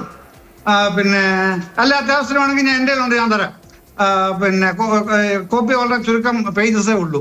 അപ്പൊ അതില് പറയുന്നുണ്ട് എന്താണ് ഈ ഫാദർലാൻഡും മദർലാൻഡും. അത് പറയാൻ തുടങ്ങിയാൽ ഇവിടെ ഒന്നും നിൽക്കില്ല. ഞാൻ പറയുന്നത് അവിടെ നിങ്ങളത് പറഞ്ഞു വെച്ചിട്ടുണ്ട്. അതുകൊണ്ട് തന്നെ നിങ്ങളുടെ ഇവരോടുള്ള മുസ്ലിംസിനോടും ക്രിസ്ത്യൻസിനോടും ഉള്ള നിങ്ങളുടെ എക്കാലത്തെയും ബന്ധം അത്യന്തം സംശയാസ്പദമാണ്. ഒരു സംശയവും ഇല്ലാതെ തന്നെ അത് പറയാൻ കഴിയും. പിന്നെ നടപടി അതൊക്കെ ഒരു പൊളിറ്റിക്കൽ ഡിസ്കഷന്റെ ഭാഗമായിട്ടുള്ള കാര്യമാണ്. ഹോളി ലാൻഡും മദർലാൻഡും ഒന്നായിട്ടുള്ള ആളുകളുടെ ഭൂമിയാണ് ഇന്ത്യ എന്നുള്ളതാണ് സവർക്കർ എസെൻഷ്യൽസ് ഓഫ് ഹിന്ദുത്വ എന്ന പുസ്തകത്തിൽ 1923 വിശദീകരിച്ചത്. അതൊക്കെ വേറൊരു പൊളിറ്റിക്കൽ ഡിബേറ്റിന്റെ ഭാഗമാണ്. ഇപ്പോൾ എന്തുകൊണ്ട് എന്നുള്ളതാണല്ലോ നമ്മുടെ വിഷയം. ഷെൻപി ചെക്കുട്ടി, ഇനി CPM-ൽ എന്ത് സംഭവിക്കുന്നു ചോദിക്കുമ്പോൾ ഒരു തലമുറ മാറ്റത്തിനുള്ള സമയമായില്ലേ? സംഘടനാ സംവിധാനത്തിലാണെങ്കിലും പാർലമെന്ററി പാർട്ടിയിലാണെങ്കിലും കഴിഞ്ഞ തോൽവിക്ക് ശേഷം UDF-ൽ അതുണ്ടായി. അങ്ങനെയാണ് VD സതീശൻ നിയമസഭാ കക്ഷിയെ നയിക്കാൻ വേണ്ടി എത്തുന്നത്. ഇവിടെ ഇപ്പോൾ തോറ്റ നായകൻ എന്ന നിലയിൽ തോറ്റ പിണറായി വിജയൻ വീണ്ടും പ്രതിപക്ഷ നേതാവായി വരുമോ, അതോ കുറച്ചുകൂടി യുവാവായിട്ടുള്ള ഒരാൾ KN ബാലഗോപാലിനെ പോലെ ഒരാൾ പ്രതിപക്ഷത്തെ നയിക്കാൻ എത്തുമോ, അല്ലെങ്കിൽ എത്തണമോ എന്ന് തോന്നുന്നു? അതുപോലെ തന്നെ ഈ തോൽവി ഉണ്ടായതിനു ശേഷം വലിയ തോതിൽ പാർട്ടി സെക്രട്ടറി വിമർശന വിധേയനാവുന്നുണ്ട്. പാർട്ടി സമ്മേളനങ്ങളിലാണ് പാർട്ടി ഘടനയും നേതൃത്വവും ഒക്കെ മാറുക. പാർട്ടിയെ സംബന്ധിച്ച്, CPM പാർട്ടിയെ സംബന്ധിച്ച് അങ്ങനെ ആ തരത്തിലുള്ള ഒരു പുനഃസംഘാടനം നടക്കുമെന്ന് വിചാരിക്കുന്നുണ്ടോ? അല്ലേ, തീർച്ചയായും പിണറായി വിജയൻ പ്രതിപക്ഷ നേതാവിൻ്റെ സ്ഥാനം ഏറ്റെടുക്കാൻ ഇടയില്ല എന്നാണ് എനിക്ക് തോന്നുന്നത്. ഒന്നാമത്തെ കാര്യം, അദ്ദേഹത്തിൻ്റെ പ്രായവും അദ്ദേഹത്തിൻ്റെ ഇനിയും കൂടുതൽ പ്രായം അടുത്ത 5 വർഷമാകുമ്പോൾ അദ്ദേഹത്തിന് 86 87 വയസ്സാവും. അപ്പോൾ സ്വാഭാവികമായിട്ടും ഒരു പുതിയ ലീഡർഷിപ്പ് വന്നേ ഒക്കൂ. അല്ലെങ്കിൽ മാത്രമല്ല, CPM തന്നെ ആ 75 വയസ്സിനപ്പുറത്തേക്ക് പിണറായി വിജയൻ ഒരു സ്പെഷ്യൽ എക്സെപ്ഷൻ കൊടുക്കേണ്ടായിട്ടുണ്ട്. ഈ കേരളത്തിലെ അന്തരീക്ഷം അവർ പരിഗണിച്ചുകൊണ്ടാണ് അത് കൊടുത്തത്. അപ്പോൾ അതുകൊണ്ട് പിണറായി വിജയനെ സംബന്ധിച്ചിടത്തോളം അദ്ദേഹത്തിന് കിട്ടിയ സ്പെഷ്യൽ എക്സെപ്ഷൻ ഈ തെരഞ്ഞെടുപ്പോടുകൂടി അവസാനിച്ചു. അതുകൊണ്ട് ഇനി അടുത്ത ചുമതല തീർച്ചയായും ഒരു യങ്ങർ ജനറേഷൻ 75-ന് താഴെയുള്ള ഒരാൾ ഏൽപ്പിക്കുക എന്നുള്ളത് അവരുടെ പാർട്ടിയുടെ നിലപാടുകൾ പ്രകാരം തന്നെ അവർ ചെയ്യാൻ ബാധ്യസ്ഥമാണ്. അപ്പോൾ അതുകൊണ്ട് ഇപ്പോൾ അവർക്ക് എത്ര പേരുണ്ടെന്ന് എനിക്കറിയാം, 35-ൽ എത്ര പേര് CPM-കാരുണ്ടെന്ന് എനിക്ക് കൃത്യമായിട്ട് അറിയില്ല. എന്തായാലും ശരി, വളരെ സോളിഡ് ആയിട്ടുള്ള പൊളിറ്റിക്കൽ ക്രെഡൻഷ്യൽസ് ഉള്ള ധാരാളം ലീഡേഴ്സ് ഉണ്ട് അവർക്ക്. ഉദാഹരണത്തിന് നിങ്ങൾ പറഞ്ഞ മാതിരി ബാലഗോപാൽ, മാത്രമല്ല അവരുടെ പാർട്ടിയുടെ എക്സ്പീരിയൻസ്, അവരുടെ പാർട്ടി പദവികളിലുള്ള ബാലഗോപാൽ കേന്ദ്ര കമ്മിറ്റി മെമ്പറാണെന്നാണ് ഞാൻ മനസ്സിലാക്കുന്നത്. അപ്പോൾ സ്വാഭാവികമായിട്ടും ആ തരത്തിലുള്ള പരിഗണനകളൊക്കെ വെച്ചുകൊണ്ട് ഒരു പ്രോപ്പർ ഓപ്പോസിഷൻ ലീഡറെ അവർ എലക്ട് ചെയ്യും. അല്ലാതെ മുഖ്യമന്ത്രിയുടെ മരുമകനായതുകൊണ്ട് ഇയാൾക്ക് കൊടുക്കും എന്നുള്ള ആ തരത്തിലൊന്നും CPM പോലുള്ളൊരു പാർട്ടിയിൽ അങ്ങനെയൊന്നും നടക്കില്ല. അത്തരം കാര്യങ്ങളെക്കുറിച്ച് ഒരു ചർച്ച നടക്കും. ആ ചർച്ചയിൽ പാർട്ടിക്ക് നേരത്തെയുള്ള ഒരു സംവിധാനമുണ്ട്. ആ സംവിധാനത്തിൻ്റെ അടുത്തിൽ സീനിയർ ആയിട്ടുള്ള ആൾ, കേന്ദ്ര ലീഡർഷിപ്പിലുള്ള ആളുകൾ, ഹയർ കമ്മിറ്റിയിലുള്ള ആളുകൾ, അങ്ങനെയുള്ള ഒരാളെ തന്നെയാണ് ചുമതല ഏൽപ്പിക്കുക. എനിക്ക് തോന്നുന്നത് ഇപ്പോഴത്തെ സാഹചര്യത്തിൽ ഒരുപക്ഷെ ബാലഗോപാൽ തന്നെ ആയിരിക്കാണ് സാധ്യത ഈ പുതിയ ലീഡർഷിപ്പിലേക്ക് വരാൻ. രണ്ടാമത്തെ പ്രശ്നം അതിനേക്കാൾ ഗൗരവമുള്ളതാണ്. അതായത് പാർട്ടി സംസ്ഥാന സെക്രട്ടറിയെ സംബന്ധിച്ചിടത്തോളം പാർട്ടി സംസ്ഥാന സെക്രട്ടറി എന്ന് പറയുന്ന പദവി തെരഞ്ഞെടുപ്പുമായിട്ട് ബന്ധപ്പെട്ട ഒരു ഏർപ്പാടല്ല. തെരഞ്ഞെടുപ്പിൽ ഉണ്ടാകുന്ന വിജയപരാജയങ്ങൾ പാർട്ടി സംസ്ഥാന സെക്രട്ടറിയുടെ പദവിയെ ബാധിക്കുകയില്ല. അപ്പോൾ അതിനകത്ത് ഈ തെരഞ്ഞെടുപ്പ് പരാജയത്തിൻ്റെ ഉത്തരവാദി ആരാണ് എന്ന് ചോദിച്ചു കഴിഞ്ഞാൽ തീർച്ചയായും ഈ തെരഞ്ഞെടുപ്പിനെ നയിച്ച അതിൻ്റെ ക്യാപ്റ്റനായിട്ട് നിന്ന ആൾക്ക് തന്നെയാണ്, മുഖ്യമന്ത്രിക്ക് തന്നെയാണ് അതിൻ്റെ അകത്ത് പ്രധാനപ്പെട്ട ഉത്തരവാദിത്വം വരിക. പക്ഷേ പാർട്ടി അതിനെ നയിക്കാനും പാർട്ടി അതിനെ തിരുത്താനും ഉള്ള ഒരു ചുമതല പാർട്ടിക്കുണ്ടായിരുന്നു. അതിൽ പാർട്ടി പരാജയപ്പെട്ടു. അതിൻ്റെ ഭാഗമായിട്ട് വേറെയും പ്രശ്നങ്ങൾ ഇതിനുണ്ട്. പാർട്ടിക്കകത്ത് ഇന്ന് സംഭവിച്ചുകൊണ്ടിരിക്കുന്ന അടിയിളക്കം, ഇൻറ്റേർണലായിട്ടുള്ള ക്രൈസിസ്, ഈ ക്രൈസിസ് യഥാർത്ഥത്തിൽ അണികൾക്കിടയിൽ മാത്രമല്ല, എല്ലാവരും പറയുന്നത് അണികൾ ഏകപക്ഷി, അതല്ല. സത്യത്തിൽ ഇപ്പം ഉണ്ടായിരിക്കുന്ന ഗുരുതരമായിട്ടുള്ള ഒരു റിവോൾട്ട് ഉണ്ടല്ലോ, ആ റിവോൾട്ടിന് പിന്നിൽ വളരെ ശക്തരായിട്ടുള്ള കുറേ നേതാക്കൾ CPM-നകത്തുള്ള ലീഡേഴ്സ് ഉണ്ട് എന്ന കാര്യം വളരെ വളരെ വ്യക്തമാണ്. അവർ ആരാണ് എന്താണെന്നുള്ളത് അടുത്ത ദിവസങ്ങളിൽ നമ്മൾ മനസ്സിലാക്കും. അപ്പോൾ ഇതായത് CPM-നകത്ത് ഒരു വലിയ സോളിഡ് ആയിട്ടുള്ള ഒരു പൊളിറ്റിക്കൽ ലീഡർഷിപ്പ്, ഒരു ഓൾട്ടർനേറ്റ് ലീഡർഷിപ്പ് ഡെവലപ്പ് ചെയ്ത് വരുന്നുണ്ട്. അത് ഗുരുതരമായിട്ടുള്ള ചില ആഭ്യന്തര പ്രശ്നങ്ങളിലേക്ക് ആ പാർട്ടിയെ നയിക്കും. അത് നമ്മൾ കാത്തിരുന്ന് കാണേണ്ടതാണ്. അതുകൊണ്ട് ഗോവിന്ദ മാഷ് മാറുമെന്നുള്ളതല്ല, നേരെ മറിച്ച് ഇപ്പോഴുള്ള ലീഡർഷിപ്പിനെ മാറ്റിയിട്ട് പാർട്ടിക്ക് ഒരു പുതു ലീഡർഷിപ്പ്, അതായത് ഇപ്പോഴുള്ള ഒരു റെബൽ ലീഡർഷിപ്പ് വരുമോ എന്നുള്ളതാണ് യഥാർത്ഥത്തിലുള്ള പ്രശ്നം. അവർ പുറത്ത് വരും. അവർ ശക്തമായ നിലപാടുകൾ അടുത്ത കമ്മിറ്റിയിൽ, മറ്റന്നാളെങ്ങാണ്ട് കമ്മിറ്റി വരുന്നുണ്ട്, ആ കമ്മിറ്റിയിൽ തന്നെ അതിൻ്റെ ആ തരത്തിലുള്ള മൂവ്മെന്റുകൾ വരും എന്നാണ് ഞാൻ പ്രതീക്ഷിക്കുന്നത്. ശരി, അത് കാത്തിരിക്കേണ്ട കാര്യമാണ്. കേണൽ ഡിന്നി, BJP-യെ സംബന്ധിച്ച് 3 സീറ്റ്, BJP-ക്ക് 2031 നിയമസഭാ തെരഞ്ഞെടുപ്പ് സംബന്ധിച്ച ഒരു പദ്ധതി ഇപ്പോഴേ ഉണ്ടാകുമല്ലോ. നേരത്തെ ബംഗാളിന്റെ കാര്യം, 3 സീറ്റിൽ നിന്ന് 70-ലേക്കും പിന്നീട് ഭരണത്തിലേക്കും എന്ന നില. ബംഗാളിനെ സംബന്ധിച്ച് ബംഗാൾ കേരളവുമായി ഒരുപാട് സാമ്യമുള്ള സ്ഥലമാണ്. ഡെമോഗ്രഫിക്കലി പോലും, പ്രത്യേകിച്ച് ന്യൂനപക്ഷ പ്രാതിനിധ്യം, അതുപോലെ തന്നെ ഇടതുപക്ഷ പാരമ്പര്യം, കലാ സാംസ്കാരികം, ഇങ്ങനെ ഇതൊക്കെ കണക്കിലെടുത്ത് ഇപ്പോൾ തെക്കേ ഇന്ത്യയെ സംബന്ധിച്ച് BJPയുടെ പ്രതീക്ഷകൾ, പ്രത്യേകിച്ച് ഇപ്പോൾ തമിഴ്നാട്ടിൽ ഭരണമാറ്റം ഉണ്ടാവുന്നു, ദ്രാവിഡ രാഷ്ട്രീയം തകരുന്നു, കേരളത്തിൽ ഭരണമാറ്റം ഉണ്ടാവുന്നു. എന്താണ് നിങ്ങളുടെ ലാർജർ പ്ലാൻസ്? നോക്കൂ ശ്രീ അഭിലാഷ്, അതിനകത്തേക്ക് ഞാൻ ആ ചോദ്യത്തിലേക്ക് വരാം. പക്ഷേ ശ്രീ ഡോക്ടർ ജിൻഡോ ജോൺ എൻ്റെ അടുത്ത് ഒരു പേഴ്സണലായിട്ട് ഒരു കാര്യം ഇത് പറഞ്ഞുകൊണ്ട് അതിനൊരു ഉത്തരം തന്നിട്ട് ഞാൻ തീർച്ചയായിട്ടും അങ്ങയുടെ ചോദ്യത്തിൽ വരാം. ഡോക്ടർ ജിൻഡോ ജോൺ, ഞാൻ ആർമിയിൽ തന്നെ ആയിരുന്നു നേരത്തെ. അതിനകത്ത് എനിക്ക് അഭിമാനമേ ഉള്ളൂ. 20 വർഷം ഞാൻ സർവീസ് ചെയ്തിരുന്നു. എൻ്റെ അച്ഛനും എയർഫോഴ്സിലായിരുന്നു. അപ്പോൾ ഞാൻ അത് കഴിഞ്ഞിട്ടാണ് രാഷ്ട്രീയത്തിലേക്ക് വന്നത്. രാഷ്ട്രീയത്തിൽ വന്നത് അത് രാഷ്ട്രത്തിന് നല്ലൊരു രീതിയിലുള്ള സേവനം ചെയ്യാൻ പറ്റി. ഒരു ഇൻഫൻട്രി ഓഫീസർ ആയിരുന്നു, എനിക്ക് സേവനം ചെയ്യാൻ പറ്റി. അത് കഴിഞ്ഞിട്ടാണ് വന്നത്. അതിൻ്റെ ഒരു ഗുണം എന്ന് വെച്ച് കഴിഞ്ഞാൽ എനിക്ക് രാഷ്ട്രീയത്തിൽ നിന്നൊരു ഉപജീവന മാർഗത്തിന് ആവശ്യമില്ല. അപ്പോൾ രാഷ്ട്രീയത്തിൽ സമരം ചെയ്ത് മറ്റു കാര്യങ്ങളൊക്കെ ചെയ്യുന്ന പലരും കാണും, അതിലൊരു ഉപജീവന മാർഗം കാണുന്നത്. എനിക്കതിൻ്റെ ആവശ്യമില്ല. അപ്പോൾ ആ രീതിയിൽ എനിക്ക് പോവാം. പിന്നെ ഞാൻ അന്നും ഇന്നും നാളെയും ഒറ്റ താല്പര്യമേ ഉള്ളൂ, എനിക്ക് രാഷ്ട്ര താല്പര്യമേ ഉള്ളൂ. രാഷ്ട്രത്തിന്റെ ഏതാണ് ഇൻട്രസ്റ്റ് അത് മാത്രമേ ഞാൻ സംസാരിക്കൂ. അപ്പൊ ചൈനയുടെ വന്ന് ഇന്ത്യയുടെ കുറെ 2000 സ്ക്വയർ കിലോമീറ്റർ പിടിച്ചടക്കി പറഞ്ഞാൽ ഞാൻ പറയുന്നത് തെറ്റാണെന്ന് പറയും. കാരണം ഞാൻ അവിടെ ഉണ്ടായിരുന്നു. അതിനെ എനിക്ക് ന്യായീകരിക്കാൻ പറ്റത്തില്ല. നിങ്ങൾ ഓപ്പറേഷൻ ഒരു സർജിക്കൽ സ്ട്രൈക്ക് ചെയ്തിട്ട് നിങ്ങൾക്ക് തെളിവ് എവിടെ എന്ന് ചോദിച്ചു കഴിഞ്ഞാൽ ഞാൻ പറയാൻ തരേണ്ട ആവശ്യമില്ല. അത് വേണമെങ്കിൽ നിങ്ങൾ കണ്ടെത്തുക. ഞാൻ പറയും ഈ രാഷ്ട്രീയക്കാർ സമരം ചെയ്യുന്ന എന്താ മോശപ്പെട്ട പരിപാടിയാണ്? അല്ല, നിങ്ങൾ ഇന്ത്യൻ പട്ടാളക്കാർ മാത്രമല്ലേ ഉള്ളൂ. ചൈനീസ് താങ്കൾ ആരെ ഉദ്ദേശിച്ചാണ് പറഞ്ഞത്? താങ്കൾ ആരെ ഉദ്ദേശിച്ചാണ് രാഷ്ട്രീയം തൊഴിലായി കൊണ്ടുനടക്കുന്നത്? താങ്കൾ ആരെ ഉദ്ദേശിച്ചാണ് പറഞ്ഞത്? ഏത് രാഷ്ട്രീയക്കാരനെ ഉദ്ദേശിച്ചാണ് താങ്കൾ പറഞ്ഞത്? നിങ്ങളെ കൊണ്ട് ഏത് രാഷ്ട്രീയക്കാരനെ ഉദ്ദേശിച്ചാണ് രാഷ്ട്രീയം തൊഴിലായി കൊണ്ടുനടക്കുന്നത് പറഞ്ഞത്? നിങ്ങൾക്ക് ഞാൻ സർവീസ് ചെയ്ത് നിങ്ങൾക്ക് പറയാമല്ലോ. നിങ്ങൾ ആരെ ഉദ്ദേശിച്ചാണ് പറഞ്ഞത്? നിങ്ങൾ ചോദിക്കുക എത്ര BJPയുടെ രാഷ്ട്രീയ ബോധ്യം. സർവീസ് എന്ന് പറഞ്ഞാൽ പട്ടാളം മാത്രമല്ലപ്പാ. സർവീസ് എന്ന് പറഞ്ഞാൽ പട്ടാളം മാത്രമല്ല, നാട്ടിലെ ആളുകൾ പണിയെടുത്താ ജീവിക്കുന്നത്. താങ്കൾ ഏത് രാഷ്ട്രീയക്കാരനെ കുറിച്ചാണ് രാഷ്ട്രീയം തൊഴിലായി മാത്രം കൊണ്ടുനടക്കുന്നത്? ആരെ കുറിച്ചാണ്? കെ സുരേന്ദ്രനെ കുറിച്ചിട്ടാണ്? കെ സുരേന്ദ്രനെ കുറിച്ചിട്ടാണ്? പി മുരളീധരനെ കുറിച്ചിട്ടാണ്? ആരെ കുറിച്ചിട്ടാണെന്ന് പറയൂ. എനിക്കറിയാം. BJPക്കാർ അങ്ങനെയാണോ അറിയാൻ വേണ്ടിയിട്ടാണ്. BJPക്കാർ അങ്ങനെയാണോ അറിയാൻ വേണ്ടിയിട്ടാണ്. താങ്കൾ ആരെ കുറിച്ചാണ് പറഞ്ഞത്? നിങ്ങൾ രാഷ്ട്രത്തിനെ കുറിച്ച് നിങ്ങൾ പറയും. ഇപ്പൊ നിങ്ങൾ ചോദിച്ചില്ലേ, പിന്നെ പട്ടാളക്കാരെ കുറിച്ച് നിങ്ങൾ ചൈനീസിനെ നിങ്ങൾ പറയത്തില്ല. എനിക്ക് പറയാൻ സാധിക്കും. നരേന്ദ്രമോദിയെ കുറിച്ചിട്ടാണോ? നരേന്ദ്രമോദിയുടെ ജോലി എന്താണ്? അമിത്ഷായുടെ ജോലി എന്താണ്? അമിത്ഷായും നരേന്ദ്രമോദി എന്ത് പണിയെടുത്താ ജീവിക്കുന്നത്? കെ സുരേന്ദ്രന്റെ ജോലി എന്താണ്? താങ്കൾ പറയൂ, താങ്കൾ ആരെ കുറിച്ചിട്ടാണ് രാഷ്ട്രീയം തൊഴിലായി കൊണ്ടുനടക്കുന്നത്? താങ്കൾ വിമാനം വിട്ട കാര്യം വെടിവെച്ച കാര്യം പറയാതെ ചോദ്യത്തിന് ഉത്തരം പറയൂ. അതിന് ഉത്തരം പറയൂ. താങ്കൾ ആരെ കുറിച്ചാണ് പറഞ്ഞത്? സമരം ചെയ്യുന്നത് രാഷ്ട്രീയക്കാർ സമരം ചെയ്യുന്നത് മോശപ്പെട്ട കാര്യമാണെന്ന് എങ്ങനെയാ? അത് സമരം ചെയ്ത് സ്വാതന്ത്ര്യം നേടിയ പാർട്ടിയുടെ പ്രതിനിധിയോട് ചോദിക്കുമ്പോൾ ഒറ്റുകൊടുത്ത ആളുകൾക്ക് അങ്ങനെ പലതും തോന്നും. രാഷ്ട്രീയത്തിൽ സമരം ചെയ്യുന്നത് രാഷ്ട്രീയ പ്രവർത്തനത്തിന്റെ ഭാഗമാണ്. രാഷ്ട്രീയത്തിൽ സമരം ചെയ്യുന്നത് രാഷ്ട്രീയ പ്രവർത്തനത്തിന്റെ ഭാഗമാണ്. അത് നിങ്ങളുടെ പാർട്ടിയിലെ സമരം ചെയ്യുന്നത് രാഷ്ട്രീയ പ്രവർത്തനമല്ല. സമരം ചെയ്യുന്നത് രാഷ്ട്രീയ പ്രവർത്തനത്തിന്റെ ഭാഗമാണ്.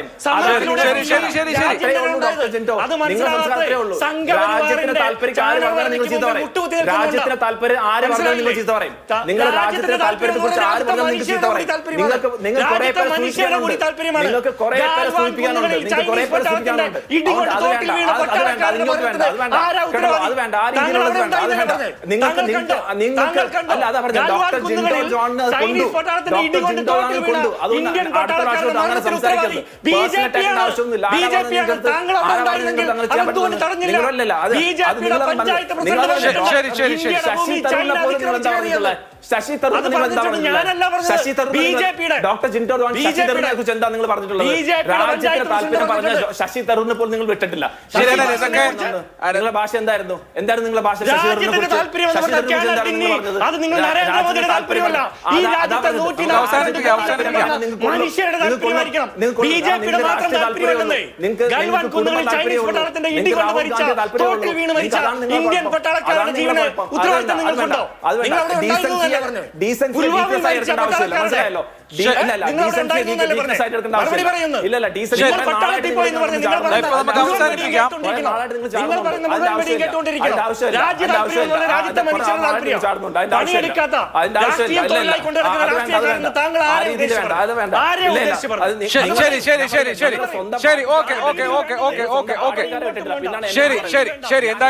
എന്തായാലും നോക്കൂ, നമുക്ക് സമയം അവസാനിപ്പിക്കാനുള്ള സമയവുമായി. കേരളത്തെ സംബന്ധിച്ച് ഇതൊരു നിർണായകമായ ദിവസമാണ്, ഒരു വഴിത്തിരിവുണ്ടായ ദിവസമാണ്.